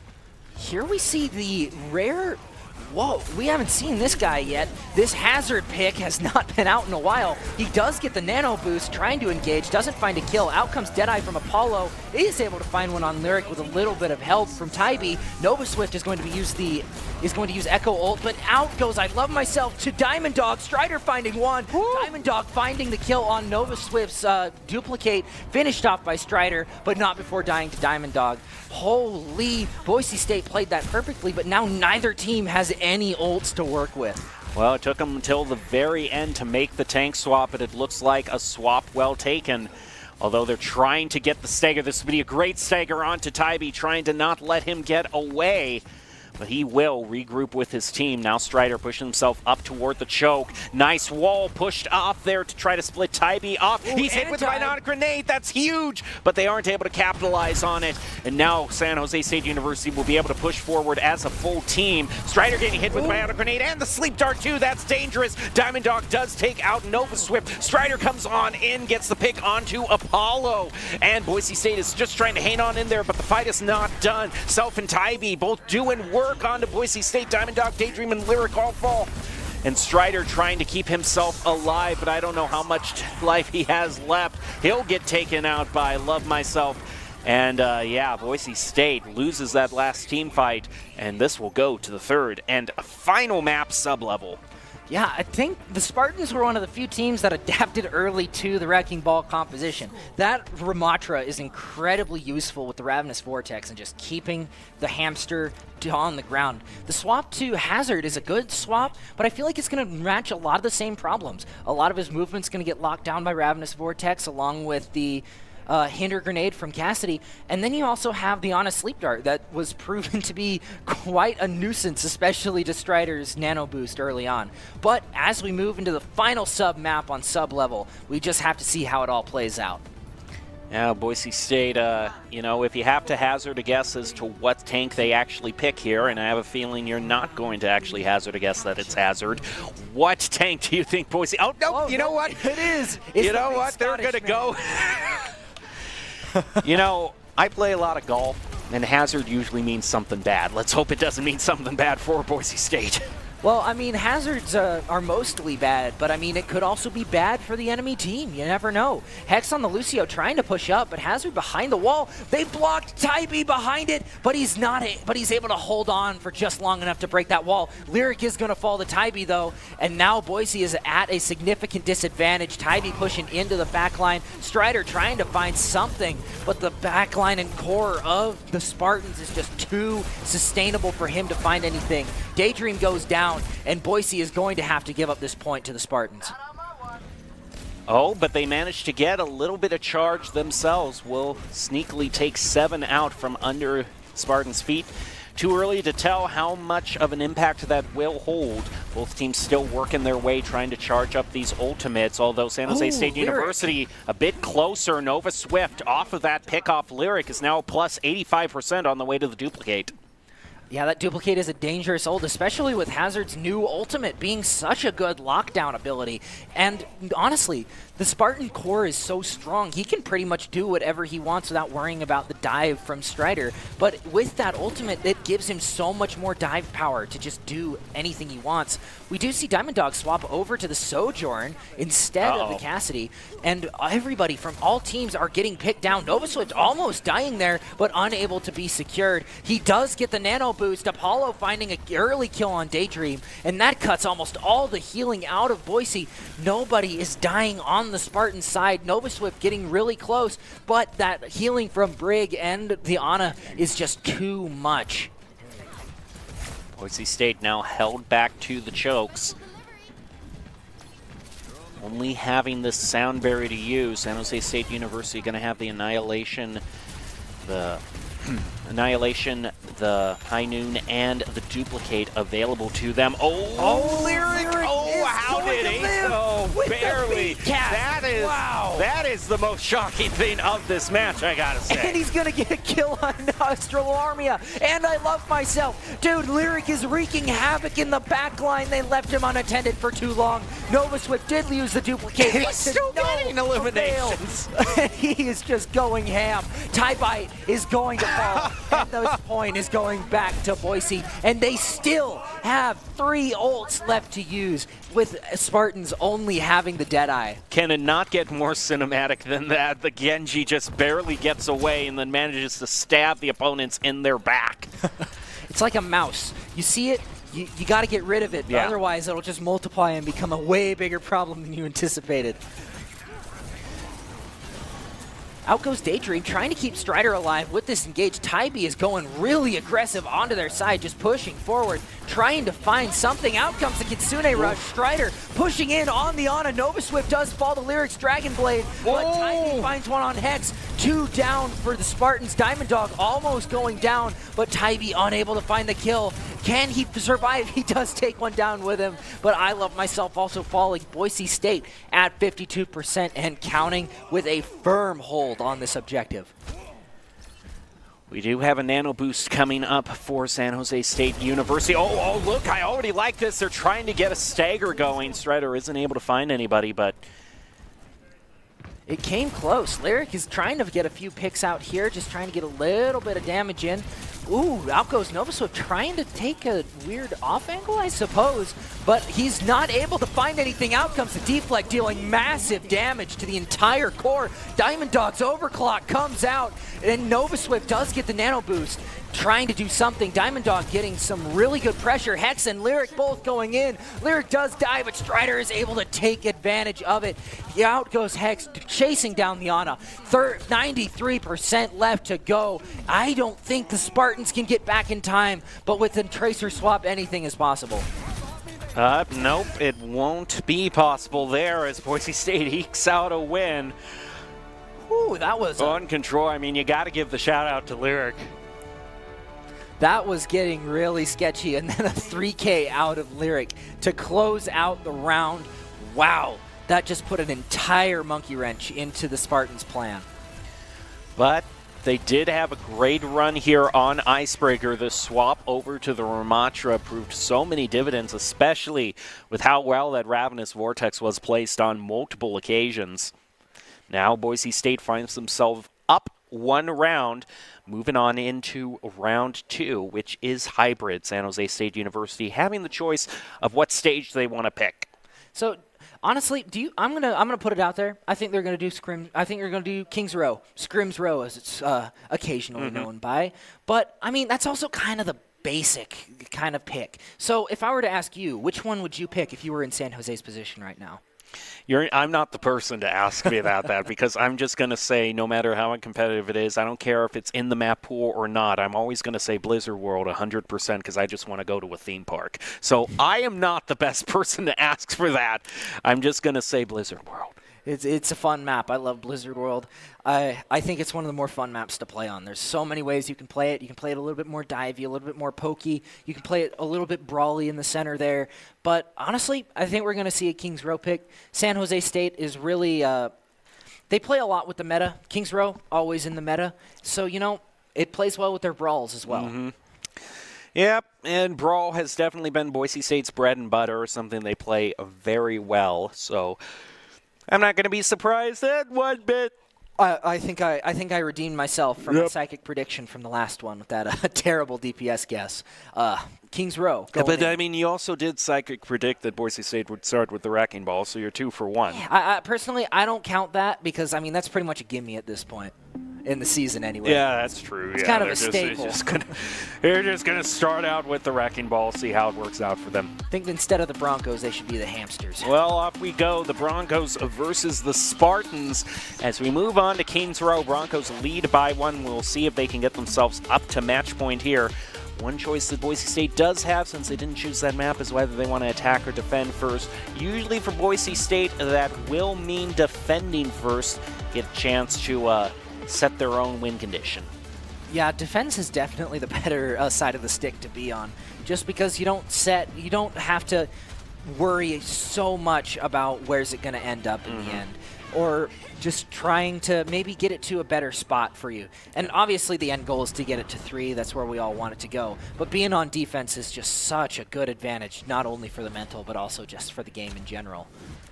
But I do believe we did see a hamster in the fly-through here. We did. So Yep. maybe did Strider learn some sort of tech to get around that Ravenous Vortex? Well, I mean, there's a lot of high ground to speak of on King's Row, multiple levels to fight on. If there's one player I expect to be able to, you know, I mean, look at this. He just knows every trick. Yes, playing the elusive hamster satellite here, just trying to get a scope of things. But Apollo on the Widowmaker, just trying to find an early pick in the spawn before anything happens. But Boise is wise to these tricks. They've played in this game before. They played these games before. Squid Game reference if you haven't seen it yet. But Strider just playing your classic Wrecking Ball, trying to find anything. Tribe is trying to dive the back line. We do see the swap to Apollo. From Apollo onto the Sojourn. Out goes Suzu trying to block, but Godhand is just on Daydream, just trying to get that kill. Does end up finding it, but Lyric is quick to trade it out on the Ana. Apollo does fall too. Tybee does find Strider, but Boise State is going to close this out with more picks. But can they bring Lyric down with them before they fall? Well, Lyric right now, he doesn't have the Mercy pocket, but he's still doing a good job at keeping Spartans at bay. It has been a hot minute, by the way, also since I've seen the Pharah Mercy be brought out. For a lot of the last semester, we just saw the Pharah run solo. Yeah, we did see that quite a bit.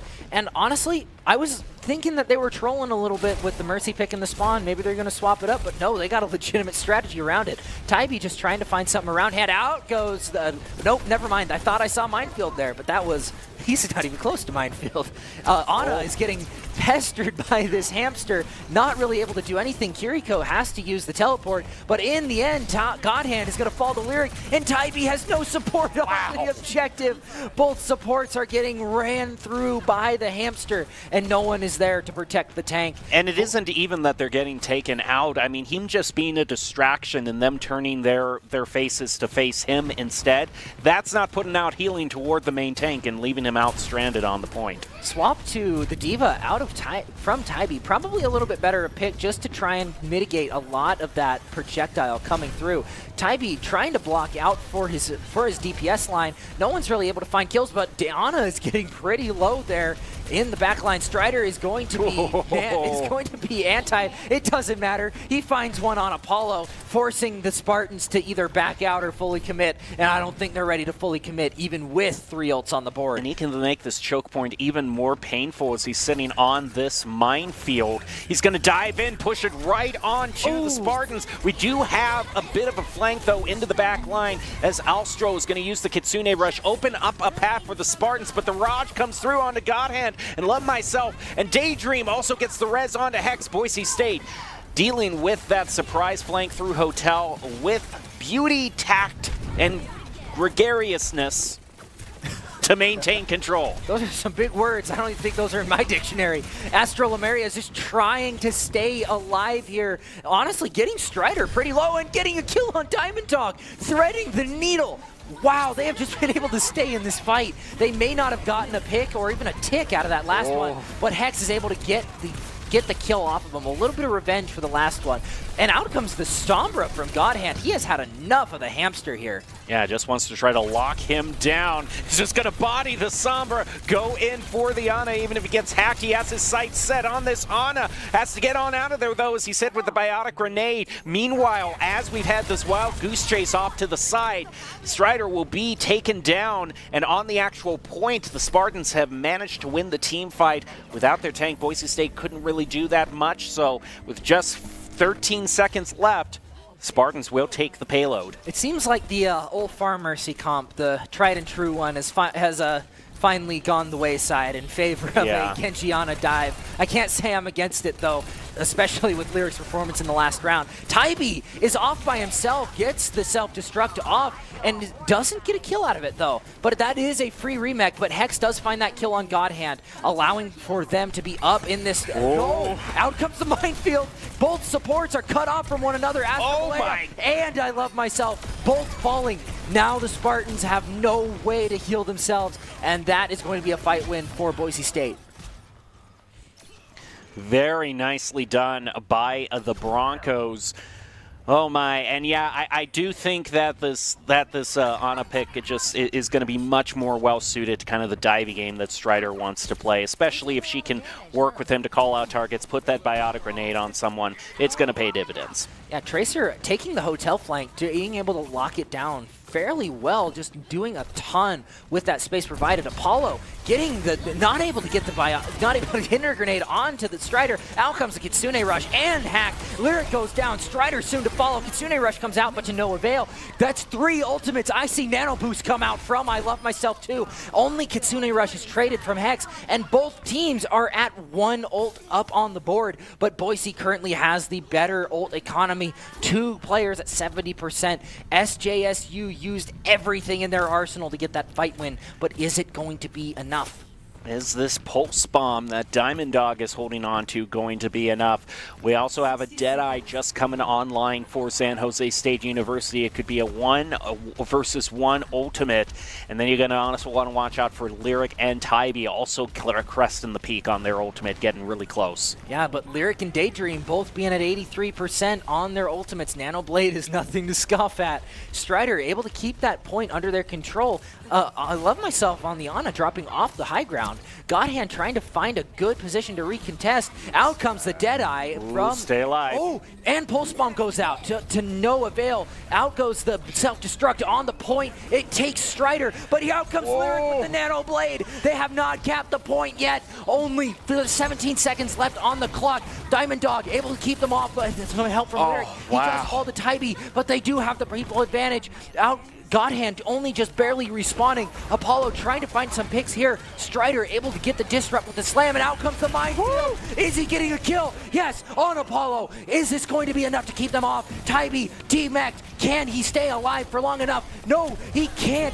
He's just getting outmatched by the minefield. I Love Myself trying to keep people alive, but there's no way Godhand can get in. Boise State stops them right before second point, getting ready for round 2. We were all thinking, I was thinking, you were thinking, the team was thinking, Nanoblade is the way to go. In fact, they put so much stock into it that Strider sacrificed himself on the point because he needed to contest it through that self-destruct. And then Boise State was, okay, we got the Nanoblade, let's go. And nothing really happened for him. It's like a big red button. The second those 2 ultimates come online, somebody pushes the button, says use Q now, and then boom, they're on go. And then of all people, it was Strider who had sacrificed himself, comes on, trickles on in, and that minefield is what does it. I mean, Hamster is one of those, or Wrecking Ball is one of those characters that relies really heavy on his team. So he recognized his team was doing a ton for him. He needed to bite the bullet for this one. Give someone else a time in the spotlight. Or actually, no, Lyric already had his time in the spotlight. He got a 3K on the last map to win the round, but it just goes to show how good Genji is in the right hands. And also just Strider coming in, Overwatch Contenders player as well. I mean, unequivocally one of the best tank players that Boise State has ever gotten in their lineup. And he can just play these off-meta picks like a Wrecking Ball so effectively. The other team doesn't really know how to deal with it. Of course, they did make a great adjustment last time on Antarctica. We'll see if they can be able to adapt to Boise State's strategy here. They need to hold them. Boise State does not need to get the full direction, does not need to go the full length now of the map to win this. I see the Hazard pick instead of the Wrecking Ball this time around, going for a different dive tank, but definitely a good pick nonetheless into a very to a comp that really likes to take away your movement with both Sombra and Cassidy. Lyric trying to find some kills onto the high ground, not really able to push up with just Tybee sitting there dealing a ton of damage.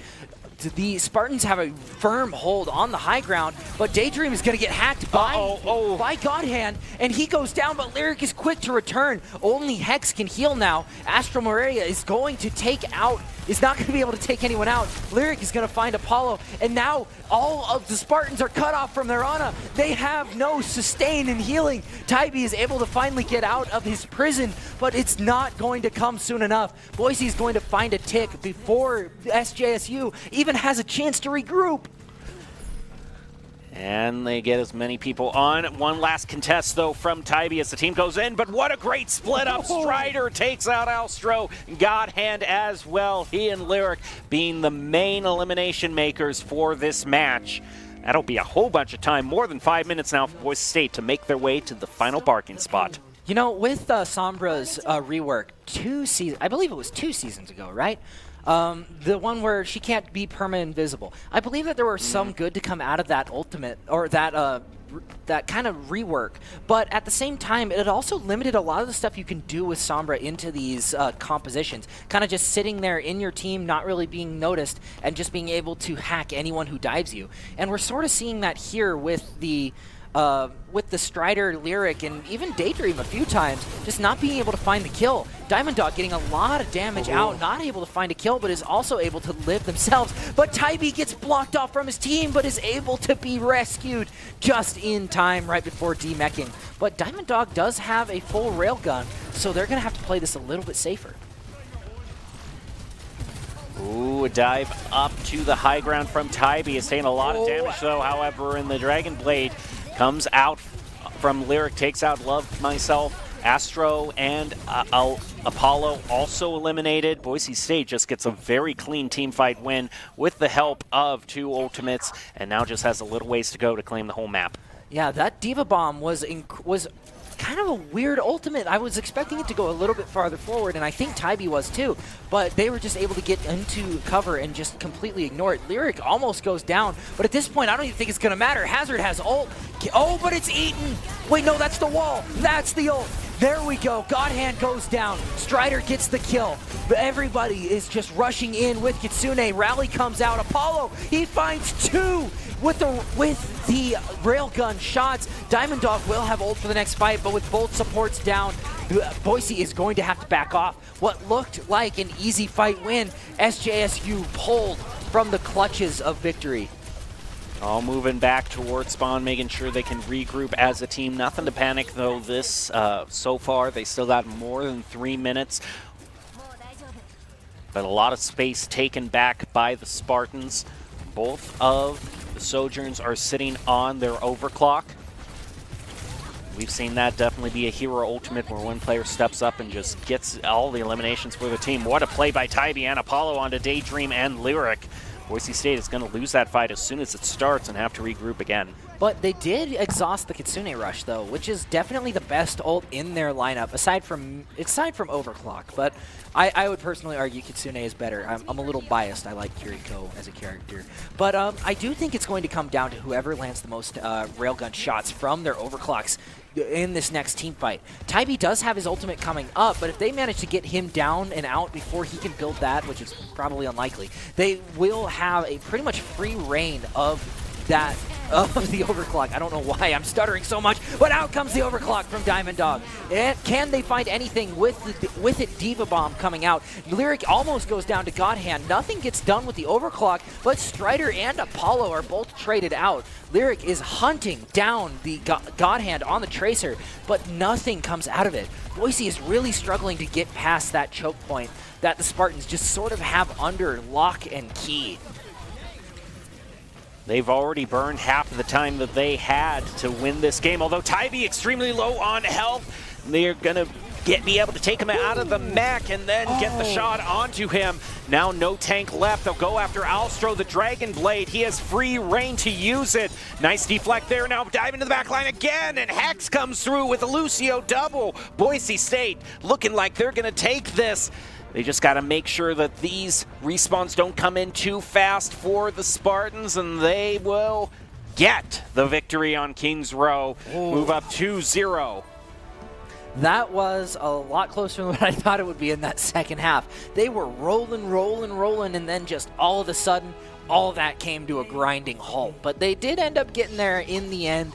It just took a little bit longer than what you would have thought it would. But Lyric with the Blade has just been on point. Even with Diamond Dog going down, he was able to get everybody in this lineup just one after the other, diving into the backline and just seemingly being invincible. Now Boise State finds themselves at match point. The only thing that could change that will be this next Flashpoint stage. And of course, only two possible outcomes from that. Either we go to New Junk City or we go to Servasta. Either one, Boise State has had plenty of experience on, and I've seen plenty of wins for their team. So I don't really know if there's any too many unpredictables left for San Jose State University to pop out on the Broncos. Yeah, I think they've pretty much shown their character pool. They like to play it really, really brawly. They don't really like the dive composition, aside from maybe Godhand, who is playing a little bit away from his team, especially on that Tracer Echo and a little bit on the Sombra that we were seeing. But I think in the end, as long as Boise can extort the weaknesses of their brawl comp, which tends to be their movement, they tend to not really move as quick. So being able to just get in, get kills, and get out is going to be what wins Boise this game. It's one of those things that's easy to say, get kills, get out, but you got to be so well tuned into your team to be able to provide, to be able to successfully get out, or else you're just constantly going to be feeding the other team. Oh, yeah, for sure. This is one of those, Overwatch is one of those games where it is incredibly easy to tell someone how to do something, but it is monumentally harder to actually put that thing into practice. And it looks like right here we will get, we will get confirmation that we're actually going to be going to push and changing it up a little bit with Coliseo, which I am all for this. Honestly, I think Coliseo gets a bad rap. Well, I remember at the beginning of Overwatch 2, a lot of people were skeptical about the push, and a lot of people said Coliseo was the worst map out of the 3 that were available at the time. But you know what? I think the reworks to this map have done it incredible justice, especially around those turning points, around the attacker and defender checkpoints. Those were an incredible addition to this map. And honestly, it's the most fun map to push, most fun push map to play. Try saying that 10 times fast. The most fun push map to play. Yeah, I can say it once, but I don't know if I can say it 10 times. But off we go down to Coliseo, what could be the final map of this match. Boise State up 2, now just needs one more. So we now head down to Rome, the Eternal City, which in a futuristic setting hits harder, even harder. It's still around, and it's still Rome, the Eternal City. This is like 2077, so that's like... And that is a true like Eternal City. 52 more years. That's crazy. Mm-hmm. When you think about it, Sigma is like, would have been born like 2 years ago. Because he's like, I think he's 55 in the lore. Mm-hmm. That's weird to think about. I don't want to try to juggle those existential questions in my mind right now. The only thing that I really care about is that Boise State pulls off a clean win here and is able to go 1-0 in their PEC record. And honestly, I'm really excited. We don't get to see very many push maps on PEC. So seeing how their strategy changes up a little bit, these maps tend to favor a lot more dives, so maybe we're going to see a little bit more divey Hazard, or maybe we're going to see the Wrecking Ball come back out to play for a little bit of round 3 action. But I guess we're about to figure it out as we move into the first team fight. It looks like the Hazard pick is going to be the one that they stick with, and Godhand back on the Sombra, Apollo moving towards that Tracer. These guys, Spartans are leaning way into dive, and Strider goes down. He pushed a little bit too far forward. Lyric does get hacked off the point, but the rest of the Boise State backline is going to have to push their way out as they give the first meterage to the Spartans. Lyric trying to do what he can to rain damage from above, but Tybee dives right in with the Diva. This barrage taking out Daydream. Boise State finds themselves staggered and having to give a whole lot of time over to the Spartans. And a whole lot of ground to give up to on this robot. They've now pushed it past that turning point out of the Coliseum. That's like the second hardest part about this map, getting it past that first check, or getting it past that first turning point. This second one is arguably even harder, but this is really good progress for the Spartans really fast. Apollo does go down really low, but is saved out. Diamond Dog does find a pick on Godhand, but Tybee is going for Hex. Apollo quickly falls to Lyric, and the Spartans are quickly losing ground. Tybee is able to get the Mega, surprisingly, but it's not going to be enough to save him from both of his supports being out of the way, just trying to get back to their team. But Kitsune Rush is in the cards for the Spartans here, as well as a few other ultimates being really, really close. But Boise State is also coming up on quite a few there. So honestly, this is going to be an incredibly interesting next fight. Are they going to use ultimates, or are they going to save? They have a narrow window, the Spartans do, in which they could use their first ultimate and parlay that into some sort of early pick. Both teams meet each other. Boise State backs off just a bit. Fight off to the side. Yeah.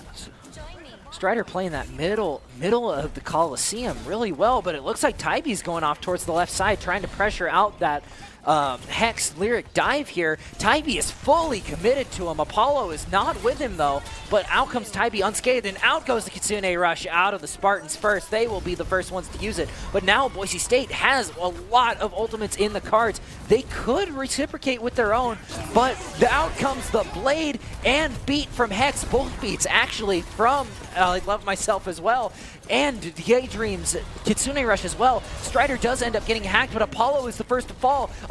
No one is able to save Hex in time from Tybee in his wrath. Out goes the Diva Bomb. Strider finding one on I Love Myself. The mech goes back out. Yeah, can they find the kill on Strider to close it out?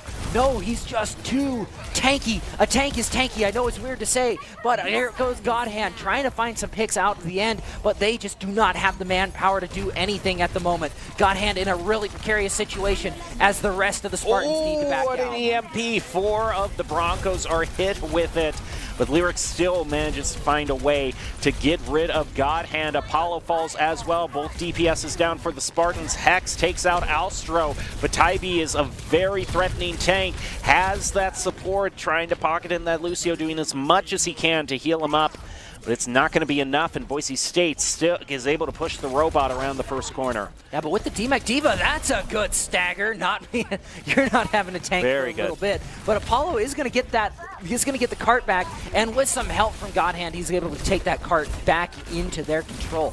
Boise is really struggling in taking out those flanking characters, the Apollo and Godhand respectively. And then you got Tybee in the mix there too, just able to do so much damage in such a short amount of time. They are really big threats to the Boise State core. Move forward just a little bit more. Dive up to the high ground to try to meet Strider where he is. Apollo gets very low on health, manages to hang in there. Tybee now down half health. They've given the call. They're going to dive on in. Boise State Strider trying to find his pick, but the Kitsune Rush goes up, help giving SJSU just that little bit more utility to hang in there, get an elimination onto Strider. And now Boise State finds themselves pushed back, still trailing the Spartans. Yeah, the Kiriko works really well for a lot of things, but it feels like every time they know exactly when they teleport. It feels like every time Daydream is teleported in, they're on him. Godhand does get the pick on Lyric, which is going to stagger for a little bit, and now the Spartans are going to get that first checkpoint. They have spawn advantage now, and now Boise's going to have to fight even harder to take back their control. They have a lot of ultimates to use, though. They have 4 of them as Hazard's ult comes online. Godhand back on into stealth mode, and oh, nice hack onto Strider as well. He's going to dive on back. Boise State just going directly for the robot. They managed to sneakily take it back from the Spartans, are now forcing everyone to move on back through the arena. But Tybee is taking players out from Boise State. Beat goes, and they lock him down with the ultimate. But are they able to follow up? They do manage to take out Love Myself. Tybee's out of the mech for the self-destruct. Lyric picks up another one onto Alstro. Now both supports down for the Spartans. Boise State just needs to deal with the threat that is Tybee, because he has managed to take it back several times. And they do manage to take Tybee out of their mech. It'll be a long, drawn-out fight, but the Broncos will get the victory, and they're back in this game. Yeah, now that they've gotten out of the corner spot, that's just so hard to get out of, especially when the opposing team has that spawn advantage. They should be able to do something with this. Strider does get hacked by the EMP, and with Daydream down, there's no one to do substantial healing. That is 2 big players out of the game right there. SJSU now has a good opportunity to just go ham, killing Diamond Dog with Virus, and now Boise is right back where they started. Although they have cleared out a lot of potential ground to work with, should they win a team fight, get that robot back, it will not take long at all for them to push back through the arena and make up ground. Tybee now being forced back, tries to take the high ground, regroups with the team. Low on health as well, goes back to the supports to heal. Strider moving in. They're trying to watch their flanks, see if the Sombra takes them at any unexpected angle. Boise State, 3 minutes now we're at for them to try to bring this back. Yeah, Hex trying to find some kills in the backline there, not really able to find anything quite yet. Strider hacked once again. He spent the majority of this game in that state. Out comes the Kitsune Rush from the Kiriko. Diamond Dog reciprocates with an overclock, trying to find something. Daydream is hacked, but nothing comes out of it for the Spartans. Most of Boise State's ultimates are gone, but Apollo still has Pulse Bomb, and he's pushing the cart. No care in the world, just doing his thing here. Whoa! Right on the edge of the map. Both Lucios will get an elimination for themselves as Apollo and Lyric bite the dust. But now this game very dangerous as Spartans are getting more ground for themselves. Yeah, Lucio almost falling off the map there, but with a lucky wall ride, able to get right back up. Godhand. Oh, yeah. Godhand falls off the map in pursuit.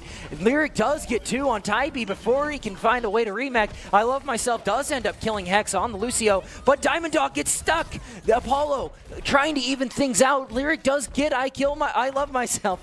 That was almost bad, but it looks like Boise is going to take this point back, and they are going to take away that spawn advantage. Yeah, but the thing is, with the Lucio speed boost Boise State can use to get themselves back on quickly as a team, you have to wonder if that Pulse Bomb really was the best thing to use, as it's not available for this fight.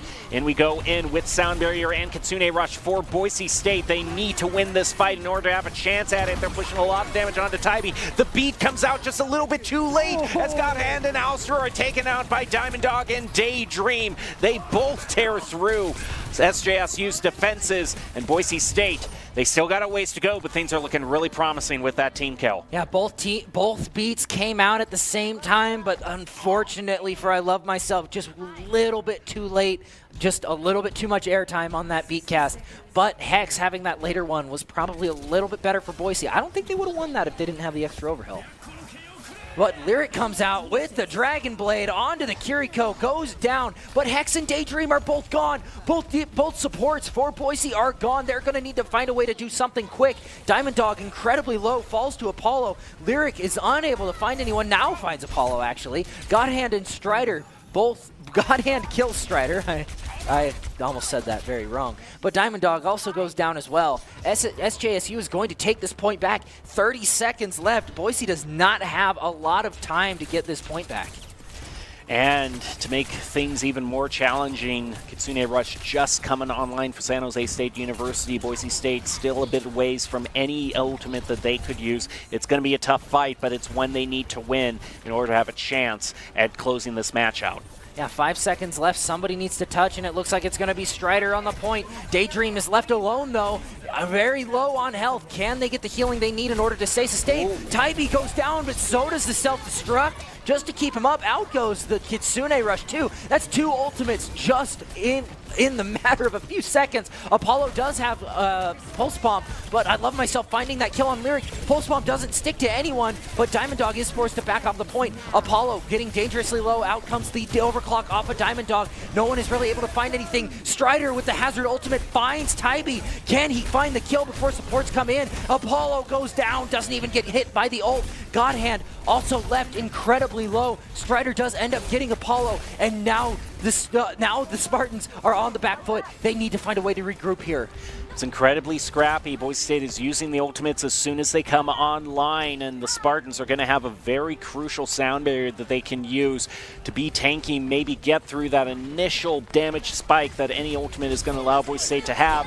And now here we go. Both ultimates being used for both teams. Boise State, oh, what a pick on the Hex! That is absolutely huge. The sound barrier cannot go out, and that is going to be the deciding factor for push for Coliseum. That's the second time Boise State has been in that exact position, and like a laser pinpoint accuracy, the Spartans focus down on Hex and take out, whether it's from either getting a clean elimination on him or getting a hack onto him. He just isn't able to give Boise State that advantage they need to win that fight. Yeah, when it comes down to Lucio v. Lucio, it all comes down to who has the better sound barrier. And when you don't have your sound barrier at all, that is pretty much an automatic fight loss. 999 overhealth is nothing to scoff at, especially when it comes to deflecting ultimates like Kitsune Rush that can deal so much damage when put in the right hands. Well, we were surprised that push was brought into the fray when it was, but now it looks like we are going to have no chance, no option, but to turn back and face Flashpoint. Oh, no. Boise State, though, I mean, they did win control, and Flashpoint is just essentially control true. plus, and they've won Flashpoint plenty of time before. I have a lot of confidence in the Broncos on this particular game mode. Yeah, I actually haven't seen Flashpoint in the PEC quite yet, but I am pretty excited to see how it'll play out. It's a very fast-paced game mode. It's one of those game modes where if you win the first team fight, you're more than likely to win the rest of it as well. But it'll be interesting to see how compositions change or maybe strategies evolve.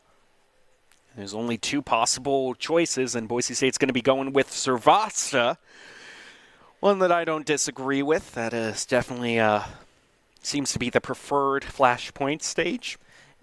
Yeah, there's a lot less up and down on Servasa than New Junk City when it comes to just trying to stage and everything. Although Boise State certainly are no slackers in that verticality. So with Strider with this wrecking ball, I mean, I have full confidence they could have won on either of these stages. Oh yeah, but this one's more pretty to look at. That is New Junk true. City. I think there's some people in New Junk City kind of stealing some of the funds, going to public stuff. Not much public renovation going on, but Servasa, very nice to look at. But obviously, it doesn't matter what the map looks like as long as the players are, well, playing good, I suppose. And we talk about, how important that Lucio was in terms of deciding the game. If any team decides to use that Lucio here on Flashpoint, that's going to be an even bigger target with that speed boost, considering how fast you need to get to those next Flashpoints. Lucio could definitely be a prime target if either team runs him. But for now, we're going to go down to Servasta, what could be the deciding match. Boise State still at match point, although the Spartans have put one on the board and are making this a much more competitive match. It's like I said at the beginning, the Spartans were the only ones to really put up a really, really big fight against Boise State, and they are living up to expectations, I tell you what. And honestly, I don't think we're going to see quite a big change in composition compared to the push maps. These are both game modes that require a ton of movement, and it all comes down to who kills Lucio first, and then who kills the Kiriko or whatever other healer they're using. All right, off we go. Boise State versus San Jose State University, Broncos versus the Spartans. We definitely came into this match thinking the Broncos had a pretty good chance of sweeping, but now things are looking a lot more uncertain as we head on down to Servasta. So important, this first stage, this first Flashpoint in a market, especially if you get lucky with the RNG, which Flashpoint is chosen next. You can really have some huge snowball potential if you get this first one.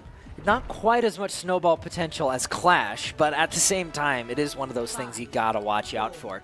It looks like we're gonna see a Junker Queen out of the Spartans. We haven't seen that. Oh nope, never mind. It's a diva, just used for the good old speed boost that they give. But from the looks of things, it is going to stay on Kiriko and Lucio for both teams, just trying to make use of all that speed.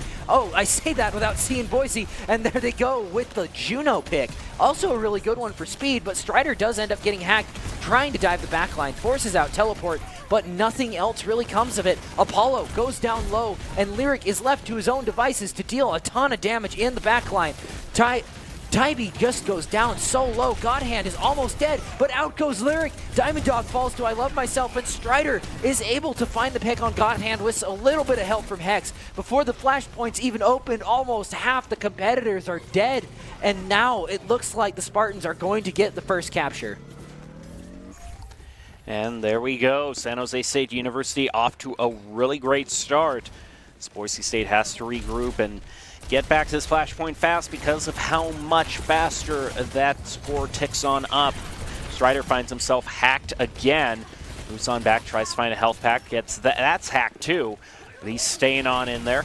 Alstro down to low health as well as Tybee. Can they get that last initial bit of damage onto him? Diamond Dog is taken out, so that's a lot of DPS gone from Boise State. Strider still finds a way to take out Love Myself. But the pick on the Lucio is huge. That means that nobody can really use the speed that they have. Strider is hacked, but he's still able to find the kill on Tybee. Lyric is finding one on Alstro, and now they are going to keep the capture. They are breaking the one fight win, you win the whole point curse that typically comes along with Clash. And now Boise has a significant amount of ultimates to work with in this next team fight, compared to really only one on the Spartan side. They've taken the lead off of one team fight, and they have 2 ultimates to use. And that all-important minefield, which on Control has definitely been a key player in allowing Boise State to get victory. Strider even used it to bring back victory on Hybrid, and he'll use it right now to start off the fight.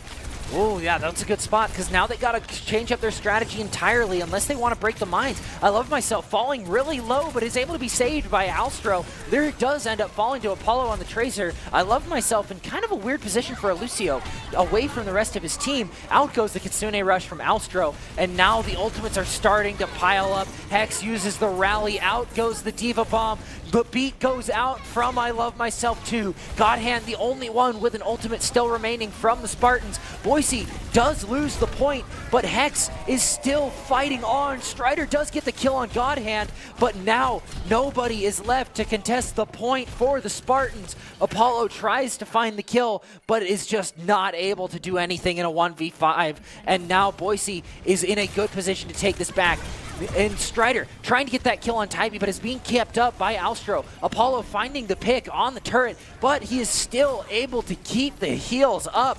And now Boise is left uncontested in overtime to get the first point. And we'll have to see what the next flashpoint will be for these teams. And Boise State gets it for free. Look at this, though. Oh, a bit of an ambush by Tybee, just trying to keep Boise State at bay. They run into him, but they will not take their eyes off the prize. They'll move on to the next flashpoint, unlocking in just about 15 seconds. Oh, but Tybee with the dive onto Diamond Dog, held off by Daydream on the Juno. Holy, what a good pocket out of the Juno. I knew her healing was pretty good, but I didn't think all Diva's arsenal good. Strider moves off to the side.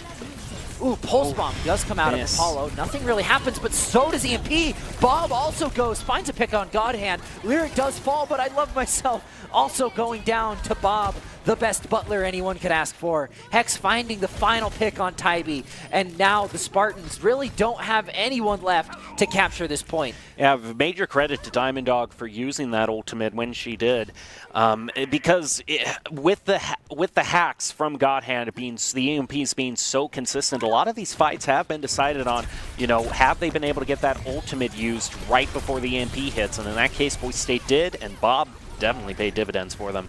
Yeah, speaking of hacks, Strider did almost die there due to the hack, but luckily a pick on I Love Myself cuts the healing, and now Spartans have to back off just a little bit in order to regroup themselves in preparation for this next fight. But here you see Strider doing the Wrecking Ball special. Get in there, slam down. I'm surprised he didn't use the mines there, but I Love Myself on the Lucio, forced to use Amp there. That is a huge resource that that is no longer available to him. Hex does end up getting hacked here, and the support core does have to end up going backwards. Out goes the... Wait, no.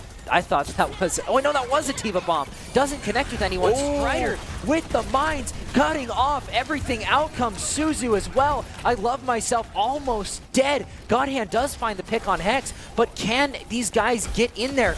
The Golden Core out of Lyric is going to find one on Alstro. Also getting Tybee demeched. Strider with the cleanup. Boise is going to take that second point. Well, with an enclosed map state flashpoint like that, there's nothing wrong with just using the minefield and Molten Core to make that one little room the most toxic, deadly room you could possibly be in. Yes, you cannot set foot. It quite literally turns it into the floor is lava. All right, Boise State now just one away from winning this whole match. The Spartans showing a bit of life in push, but Boise State looking like they could take it all here as we move over to Gardens for the next flashpoint. Yeah, Alstro trying to play a little bit farther back, mirroring the Juno. I think they realized that maybe it's a little bit better than the Kiriko here, just for the healing output here. But Strider is able to get a lot of damage out on the backline here. Getting a slam, doesn't hit anybody, but is hacked. and now Boise just needs to find a way to get onto this. Pulse Bomb does come out from Apollo, and it finds Hex. That is one support down on the side of Boise, and it means it's going to be a little bit harder to get this point without that second support. Tybee is going to find the pick on Diamond Dog, and now Boise is forced to retreat.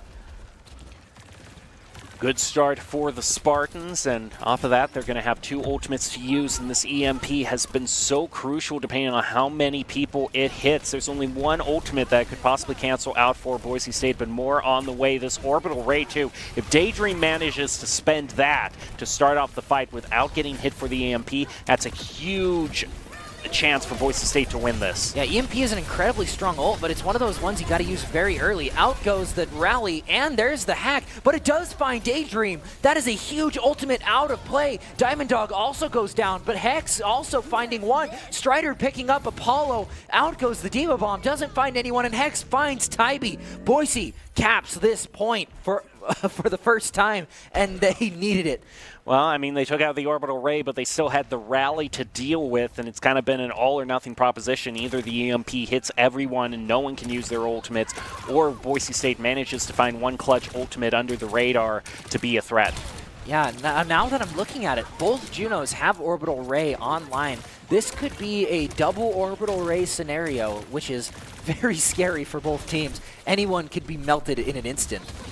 But it looks like Strider trying to find a pick on Apollo. Now again, the environmental! With the environmental kill. Out goes the Orbital Ray trying to even things out. Tybee does end up finding a kill on Lyric, but Daydream responds with the Orbital Ray of her own. Out comes Bob. Pulse Bomb also comes out, but it's not enough. Strider finds a kill. Diamond Dog getting the kill on Apollo. Lyric keeping them off the point. Boise is at 81% and counting. Godhand unable to get back to point just because Strider is a brick wall, or I should say, a brick ball. You know, I'll let that slide if Boise State wins, and they certainly do. Boise State wins it in Flashpoint, and what a nice little cherry on top, seeing that environmental right into the drink. Congratulations to Boise State, and Hex will get the play of the game as the brick. As we were talking about, we were saying the Orbital Ray was going to be very impactful, whether that got hacked or not, but Hex was able to stay in there with the rally, bring this team fight back. And there you go. That'll do it. Boise State now up 1-0 in the PEC. And what a game that was. That came down to the wire on that push map. That could have very easily been a Boise victory too, if it weren't for just a few mistakes and a few really good punishes out of San Jose. Well, what a great start to the Overwatch season for the Mountain West, but as we saw from the Rocket League game earlier, tons of surprises could still be waiting for us. We'd also like to take a moment to thank local dairy farm families as proud fueling partners of our BSU esports athletes. Dairy foods provide the protein to rebuild, the hydration to recover, and the natural electrolytes to replenish post-activity. Fuel your greatness with dairy. All right, that'll just about do it for our Overwatch match tonight. And always like it where it's a clean, it's a decisive win for Boise State, but there's enough thrown in there to keep us guessing. Oh, yeah. They're definitely a lot more fun to watch, too. It's never fun to watch someone get beat or to get beat yourself. Mm-hmm. Well, that's just going to about do it for us tonight, but we want to leave you, of course, with the top 5 plays of the game, brought to you by Idaho Central Credit Union, who believes a great player makes a team more successful, just like how Idaho Central helps its members achieve financial success. This is Jacob and Bryce signing off for tonight, but of course we hope to see you in the coming days because we always got stuff happening here at the Boise State Esports Arena. Until next time, though, we will see you and enjoy your top 5. I already mentioned that earlier.